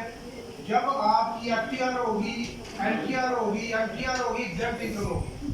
अब जो कॉस्टिस डायरेक्टली रिलेट करती है उन एक्सपोर्ट के साथ या उनके साथ NTR के साथ। NTR के साथ वो डायरेक्टली अपॉर्चनमेंट में नहीं जाएंगी, बिल्कुल वो ऐसे उसी ही। के साथ निकल जाएंगी। ऐसे ही। लेकिन जहां अगर ये चारों एक्टिविटीज हो रही है और एक्सपेंडिचर कॉमन है तो वहां अपॉर्चनमेंट होगी क्योंकि वो एक ही जगह पे एक्सपेंडिचर हो रहे हैं।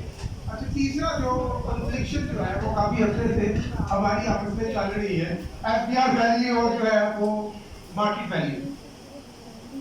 अब इसमें भाई साहब आपने फरमाया कि एक्चुअल वैल्यू अगर कम भी हो तो एफडीआर अगर ज्यादा है तो एक्चुअल वैल्यू आपने वेल्थ स्टेटमेंट में रिपोर्ट वेल्थ स्टेटमेंट रिपोर्ट। जी ऐसे ही। अच्छा, अगर सबसेक्शन 3 देखें 68 का, सबसेक्शन 3 जो है वो ये कहता है कि द प्राइस अदर देन जो वैल्यू जो है वो इमूवेबल प्रॉपर्टी की वैल्यू को निकाल के डिटरमाइंड बाय द कमिश्नर। यानी कि सबसेक्शन 3 ये कह रहा है कि जो ऊपर 1 में और 2 में रेंट का या पिच का या फेयर मार्केट वैल्यू का कॉन्सेप्ट है, वो सबसेक्शन 3 में इमूवेबल प्रॉपर्टी को निकाल के बाकी कमिश्नर डिटरमाइन करेगा। Meaning thereby immovable property की वैल्यूएशन जो है वो कमिश्नर की पावर फाइनेंस कर दी गई है। ये आया था मैंडेट फाइनेंस एक्ट 2016 का। आगे सबसेक्शन 4 है, मीनिंग देयर बाय कमिश्नर के पास कोई पावर नहीं है प्रॉपर्टी की वैल्यूएशन की। सबसेक्शन 4 में अब सबसेक्शन 4 जो है वो शुरू हो रहा है notwithstanding anything contained in subsection 1 and 2 and 3 जो ऊपर बयान किया गया है। अब ये ओवरराइडिंग इफेक्ट दे रहा है। वो कह रहा है कि the board may determine FDR value और sorry value of immovable property from time to time through notification. अब ये पावर भी ये 2016 का जो अमेंडमेंट फाइनेंस एक्ट आया था ये इसमें एफडीआर को दे दी गई थी कि उन्होंने एरिया जो है वो डिटरमाइन कर देना हर प्रॉपर्टी का। सबसेक्शन 5 जो है वो ये कहता है कि जहां एफडीआर वैल्यू नहीं दी गई वहां आपका जो डीसी रेट होगा, डिस्ट्रिक्ट कलेक्टर का रेट होगा, वो अप्लाई होगा। सबसेक्शन 6 जो है वो बेसिकली 4 जो रोमन जो है क्लॉजेस उसके साथ डील करता है। ठीक है, उसमें 236 के भी है, 236 सी भी है, कैपिटल ए भी है और 111 भी है। 111 भी है और वो इमूवेबल प्रॉपर्टी के साथ रिलेट करता है। वो क्या कहता है आगे? वो कहता है कि shall not be less than the value determined under subsection 4 and 5। उससे एफडीआर की वैल्यू से आपने वैल्यू कम नहीं डिक्लेयर करनी, अदरवाइज 111 अट्रैक्ट कर देगा। आगे उसकी एक्सप्लेनेशन दी है इसी चीज की। उसने आगे एक्सप्लेन में ये कहा है कि ये जो वैल्यू जो है सबसेक्शन 4 और सबसेक्शन 5 के मुताबिक डिटरमाइन की गई है, ये it is only for this ordinance purposes. क्यों ये इसलिए दिया गया है कि इस ऑर्डिनेंस के मुताबिक ही इसकी वैल्यूएशन डिटरमाइन होनी है। क्यों? और 236 के और 236 सी और कैपिटल के। अब अगला जो एक्सप्लेनेशन है वो ये है कि अगर एफडीआर की वैल्यू जो है या सबसेक्शन 4 या सबसेक्शन 5 जो है उससे अगर ऑक्शन प्राइस जो है अगर वो आ जाती है तो वो ऑक्शन प्राइस वाली जो वैल्यू होगी वो हायर होगी इन दोनों से वो वैल्यू जो है वो हायर होगी। इसका मतलब ये हुआ कि ये जो सबसेक्शन जो है एफडीआर की वैल्यूएशन वाला ये रट विद है सबसेक्शन 75 के साथ। सेक्शन 75 ये कहता है कि जब भी आपने इमूवेबल प्रॉपर्टी खरीदनी है तो उसको आपने क्रॉस चेक के जरिए पे करना है 5 मिलियन से ऊपर, और अगर मुंह में बनाया तो 1 मिलियन के, और अगर आपने ऐसे कॉन्सिक्वेंसेस नहीं किए तो फिर वो डेप्रिशिएबल एसेट जो है वो आपको डेप्रिसिएशन चार्ज भी नहीं मिलेगी और आपकी जो कॉस्ट होगी वो आपकी जो सेल प्राइस है उसमें से लेस नहीं होगी। इसका मतलब ये हुआ कि ये इसलिए कहा गया है क्योंकि उसकी जो वैल्यूएशन जो है वो एफडीआर रेट के साबित होनी है। हाँ, अगर इसमें ये थोड़ा सा मैं एक्सप्लेन मजीद करना चाहता हूँ कि ये मिनिमम है, यानी कि इससे कम आपने वैल्यू डिक्लेयर नहीं करनी एफडीआर रेट से कम। अगर आप ज्यादा करना चाहते हैं तो उसमें फॉर एग्जांपल आपने क्रॉस चेक के जरिए पेमेंट कर दी है तो फिर आपके पास वाइट मनी भी मौजूद है तो फिर हमें ये कोशिश करनी चाहिए कि जो अपनी बैंक स्टेटमेंट है वो अपनी जो है बैंक स्टेटमेंट जो है उसके मुताबिक ही उसकी वैल्यू जो है वो डिक्लेयर की जाए। अदरवाइज ये ना हो कि वो बैंक स्टेटमेंट पकड़ी जाए और वो उस मिनिमम वैल्यू से जो है वो कट जाए। तो ये मेरी गुजारिश है। ठीक हो गया, आपने सारी चीजें ठीक है, मेरे को जी, थैंक यू वेरी मच। कोई और एनी नेक्स्ट क्वेश्चन है? ये राणा साहब आपने चीट बोर्ड भी ठीक है कि नॉलेजेबल अपने रीड बोर्ड का ठीक है। Thank you very much. Question please. Sir मेरा बहुत ही शॉर्ट क्वेश्चन है फॉर माय अंडरस्टैंडिंग। अभी आपने बताया सर जो प्रॉपर्टी है that should be declared on market value. अब मार्केट वैल्यू पे अगर हम डिक्लेयर करते हैं पिछले सालों में हमने देखा था इंडिया ने जो अपना हमारे पास पोर्टल था वहाँ से वो प्रॉपर्टी की वैल्यू देता था और कहता था तुम्हारे इसमें फर्क है, नोटिस करते थे। पिछले सालों में हमने जो डर के ना उसी जो हमने मैंने परचेज की है जो सिस्टम में आ रही है उसी को हमने डिक्लेयर किया था कि नोटिस ना करें। तो मैं आप सवाल आपसे ये है कि मार्केट वैल्यू पे डिक्लेयर करके 122 का नोटिस के लिए तैयार रहना चाहिए। देखिए बात पता क्या है, इसमें ना जब से ये आया हुआ है ना ये बड़े सवाल इसमें हो चुके हैं। देखिए मैं आपको एक सिंपल सा फार्मूला देता हूँ। आप 122 को क्या मतलब डर क्यों रहे हैं? आप सवाल पूछे तो जवाब दे दें। मैंने पता नहीं 50 जवाब दिए हैं जिसमें वैल्यू मेरी नहीं टैली हो रही उसके साथ। एक केस में कम आ रही है, एक में ज्यादा आ रही है, एक में बराबर आ रही है। मैं सिंपल एक लेटर बनाता हूँ, बल्कि अभी कल भी मैं यही जवाब दे के आया। उन्होंने मुझे नोटिस दिया था 4.5 लाख रुपए का, वो स्टैम्प पेपर जहां से भी उन्होंने वैल्यू उठाई। मेरे पास वैल्यू आ रही थी 28,50,000 रुपए। मेरा agreement to sell, cross cheque, मेरी पेमेंट, मेरी डिक्लेरेशन, वो सारी 28,50,000 की हुई है। मैंने कहा जनाब ये 28,50 को मैंने डिक्लेयर कर दिया है, ठीक है, आपके पास ये वैल्यू ये आई है, क्वेश्चन खत्म हो गया। मसला क्या है उसके अंदर? देखिए मैं अमाउंट क्यों नहीं चेंज कर रहा। आप थोड़ा अकाउंटिंग एक्सपेक्ट से ये सोचें कि अगर मेरी जेब से पैसा 100 गया है तो मैं 80 कैसे बुक करूंगा, और अगर 100 गया है तो 120 कैसे कर दूं मैं? आपकी तो कैश फ्लो ही आउट हो जाएगी, आप टैली नहीं कर पाएंगे। आपके लिए एक होता है टैक्स पे करना, वो वैल्यू 236 के और सी है। के आपको कहता है फेयर मार्केट वैल्यू, ठीक है, जो परचेजर है उसने फेयर मार्केट वैल्यू है वो डिफाइन कर दिया उन्होंने, और सेलर ने आपकी फेयर उसने आपकी जो एक्चुअल वैल्यू है जारी बात है उसने वो डिक्लेयर कर दी है। तो टैक्सेस को अलग कर दें और जो बैंक स्टेटमेंट के अंदर और कैश फ्लो में वैल्यू है वो आप अपनी जगह पे ले लें। और मैं एक ऐड करता चलूं, जो आसिफ साहब ने एक ऑक्शन प्राइस बताई है, जब आप ऑक्शन में खरीदेंगे तो ऑक्शन प्राइस आएगी, अपने आप से नहीं ऑक्शन हो जाएगी। 3-4 तरीके हैं ना, या तो मैं एक पार्टी से खरीदूं, या मुझे विरासत में आ जाए, मुझे गिफ्ट में आ जाए, या मैं ऑक्शन जो कि गवर्नमेंट एक्सेप्ट करती है कि हम या लोग करते हैं, हम ऑक्शन करने जा रहे हैं। जब बंदा डिफॉल्ट करता है तो बैंकर या कोई पार्टी मिलके उसकी ऑक्शन कर देते हैं, तो वो ऑक्शन प्राइस वहां से आएगी। ये परचेज करने के कुछ तरीके हैं। मेरा ख्याल है आपका जवाब आपको एक छोटा सा शॉर्ट सा क्वेश्चन है सर। जो फॉरेन इनकम है जो हम इनकम टैक्स रिटर्न में डालते हैं और दूसरा जो वेल्थ स्टेटमेंट में फॉरेन रेमिटेंस हम डालते हैं, इन दोनों में मेन फर्क क्या है? थोड़ी कंपेयर नहीं, देखिए ना, दो चीजें मुख्तलिफ हैं। एक आपको पहले ये तय करना है कि जब पैसा आपके पास आया आपके क्लाइंट के पास, तो उसकी जो इनकैशमेंट का सर्टिफिकेट है और सेंडर के जो पैसा भेजा है उसके कॉन्टेक्स्ट और उसकी चीजें पढ़ेंगे कि ये बिजनेस इनकम है या आपको वो अपने जाती इस्तेमाल के लिए पैसा भेज रहा है, आपको लोन तो नहीं दिया उसने, ये किस पर्पस के लिए पैसा आया है। 3-4 चीजें। अगर आपका दोस्त आपको लोन दे रहा है तो आप लोन शो करेंगे, जारी बात है। अगर आप उसके भाई हैं और उसने खर्चे के लिए दिया है, होम रेमिटेंस आ जाएगी। और अगर आपने अपना ही पैसा अपने अकाउंट में भेजा है तो फिर फॉरेन सोर्स इनकम है आपकी। तो ये डिपेंड करता है सिचुएशन पे, उसके मुताबिक बाहर आता है। मेरा ख्याल है अब आपका पूरा हो गया। वो एक आपकी जी आप सर एक सवाल था कि इनहेरिटेंस की केस में सेक्शन 27 में अगर इनहेरिटेंस के अमाउंट के 3 फरवरी को 2019 में कॉन्वर्शन आई है और 23 में क्या वो टाइम हो गया है, वो 4 साल माने जाएंगे? आप डेट ऑफ परचेज से डेट ऑफ सेल निकाले ना, डेट से चलेगा, टैक्स से चलेगा? नहीं डेट से चलेगा भाई, लिखा हुआ उसके अंदर from the date of purchase, from the date of tax year नहीं है, from the date of purchase. Purchase नहीं है, इनहेरिटेंस। चलो विरासत की बंदा किसी किसी मरे होगा ना सर, इसको कोई दिक्कत ना आप सब उसकी कोई नहीं। जब आप कोर्ट में जाएंगे तो डेफिनेटली आप डेक्लेरेशन कोर्ट से लेंगे कि that will be the date ये आपको प्रॉपर्टी इनहेरिट हो गया, तो दैट विल डेट रिपोर्ट। जिस तरह को ट्रांसफर आपको ये नहीं है। देखें आपको इशू कर नादरा वाले इशू करते हैं सक्सेशन सर्टिफिकेट आपको आप उनसे ले लें।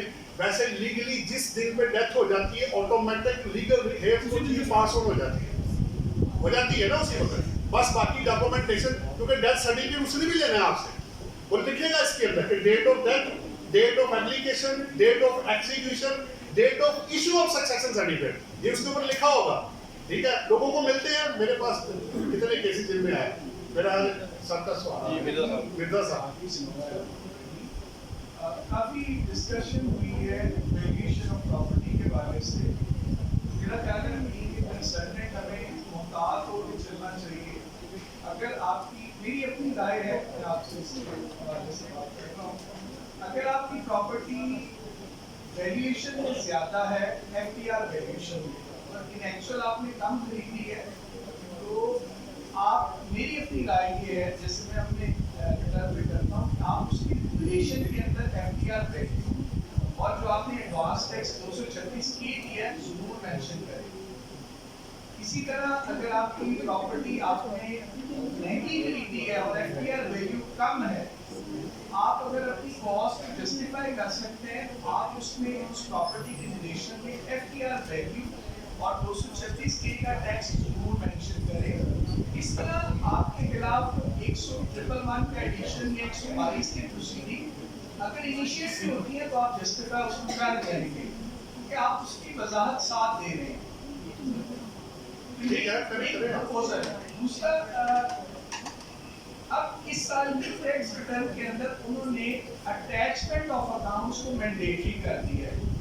आप एक इंडिविजुअल की रिटर्न फाइल करेंगे, यूपी की रिटर्न फाइल करेंगे, तो पिछले सालों में अटैचमेंट मैंडेटरी नहीं थी।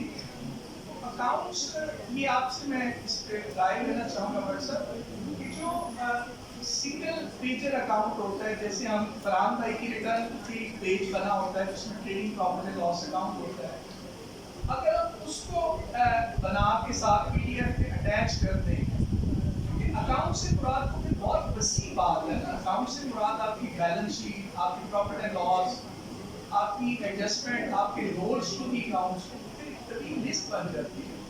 इन दोनों चीजों पे आपकी राय चाहिए। पहले में आपने ठीक है, देखिए अच्छी बात है, आपका आइडिया अच्छा है कि आप अगर मेंशन कर देंगे तो ज्यादा बेहतर हो जाएगा। इवन अदरवाइज अगर नोटिस आ भी जाता है तो हम बाद में कवर कर भी लेते हैं। लेकिन जो दूसरा ना बड़ा इंपॉर्टेंट है, अभी रिसेंटली ना कराची से मुझे एक फोन आया, उनको भी यही प्रॉब्लम हो गई। उन्होंने कहा जी मैं इसको सेंड करता हूँ तो वो कहता जी पहले ना आप बैलेंस शीट जो है ना अटैच करें। मैंने कहा आप आउट होके ना दोबारा अंदर आए और बैलेंस शीट को दोबारा से देखें, तो उनका अटैचमेंट उन्होंने बैलेंस शीट अंदर ही बना दी थी, वो डेबिट क्रेडिट पूरा बराबर करके ना। तो ये मस्ट नहीं है कि आप अटैच करें, लेकिन फिल करना लाजमी होगा। अगर आपने फिल नहीं की तो फिर वो आगे सिस्टम नहीं चलता। यहाँ की जो इस साल की टैक्स रिटर्न है, अगर आप उसके साथ बिजनेस आपका है, बिजनेस इनकम है, आप बगैर अटैचमेंट के सेंड करेंगे, वो सेंड नहीं है। सर उसने कर ली है, यही मैं आपको बता रहा हूँ। उसने सुने ना, उसने बैलेंस शीट अंदर फीड की थी, पहली दफा वो नहीं गया, उसने कहा जी अटैच करें आप। अब मैं उससे दोबारा देख लेता हूँ, हो सकता है हम लोग भी देखिए अगर ऐसा मसला है भी ना, आपने फीड तो की हुई है, उसकी कॉपी साथ लगा दें बाकी। लेकिन मैं आपको हेल्प जो करना चाह रहा हूँ ना वो सुन लें। सवाल ये था कि वो जो हम सिंगल पेजर एक अकाउंट बनाते हैं, जो मैं बनाता हूँ, बाकी सब दोस्त भी बनाते हैं, ट्रेडिंग अकाउंट बनाते हैं, सर उसमें बैलेंस शीट नहीं होती ना, उसमें बैलेंस शीट नहीं होती ना, ये मसला है। आप मैं हेल्प ये कर देता हूँ, मैं सर ये कर सकता हूँ, being as a chartered accountant मैं आपको अकाउंटिंग पे कुछ चीजें शेयर कर दूंगा ताकि आप लोगों को अकाउंट्स बनाने में कोई मदद मिल सके। ये मैं कर देता हूँ आप लोगों के लिए। लेकिन अगर आप कहते हैं कि मैं स्किप करके निकल जाऊं तो कल को जब वो मांगेंगे तो फिर क्या करेंगे?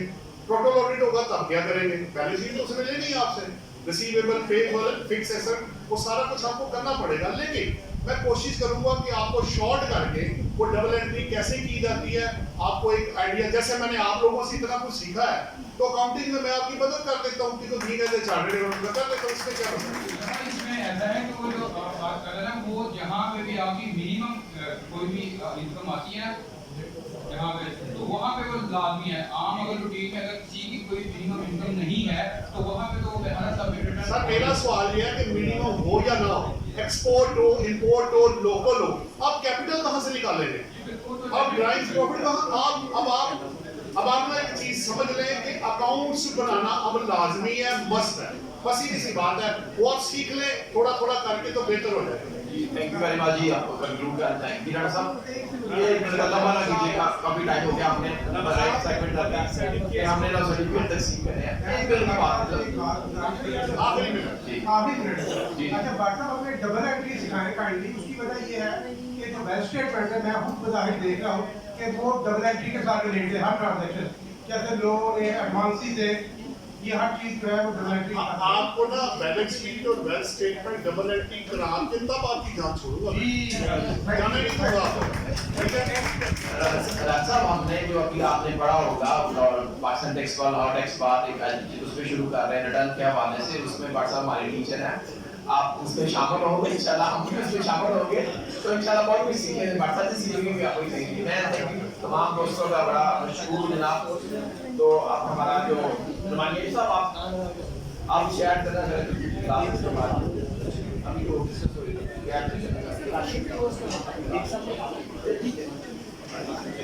थैंक यू वेरी मच आप हमारे आज जो प्रोग्राम में लेक्चर तो हमारा कंक्लूड हो गया, और उम्मीद है कि तमाम दोस्त इस लेक्चर से काफी मुस्तफीद हुए होंगे।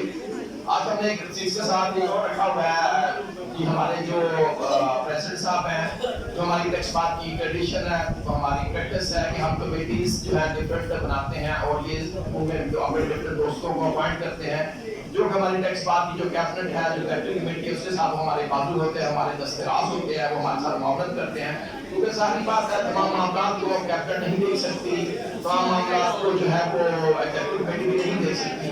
तो हमारी ट्रेडिशन है कि हम अपने दोस्तों को अपॉइंट करते हैं, उस हवाले से हमने जो है मुख्तलिफ कमेटीज के चेयरमैन, वाइस चेयरमैन, सेक्रेटरी को हमने अपॉइंट किया है। उसमें ऑलरेडी हम लेट है, लेकिन आज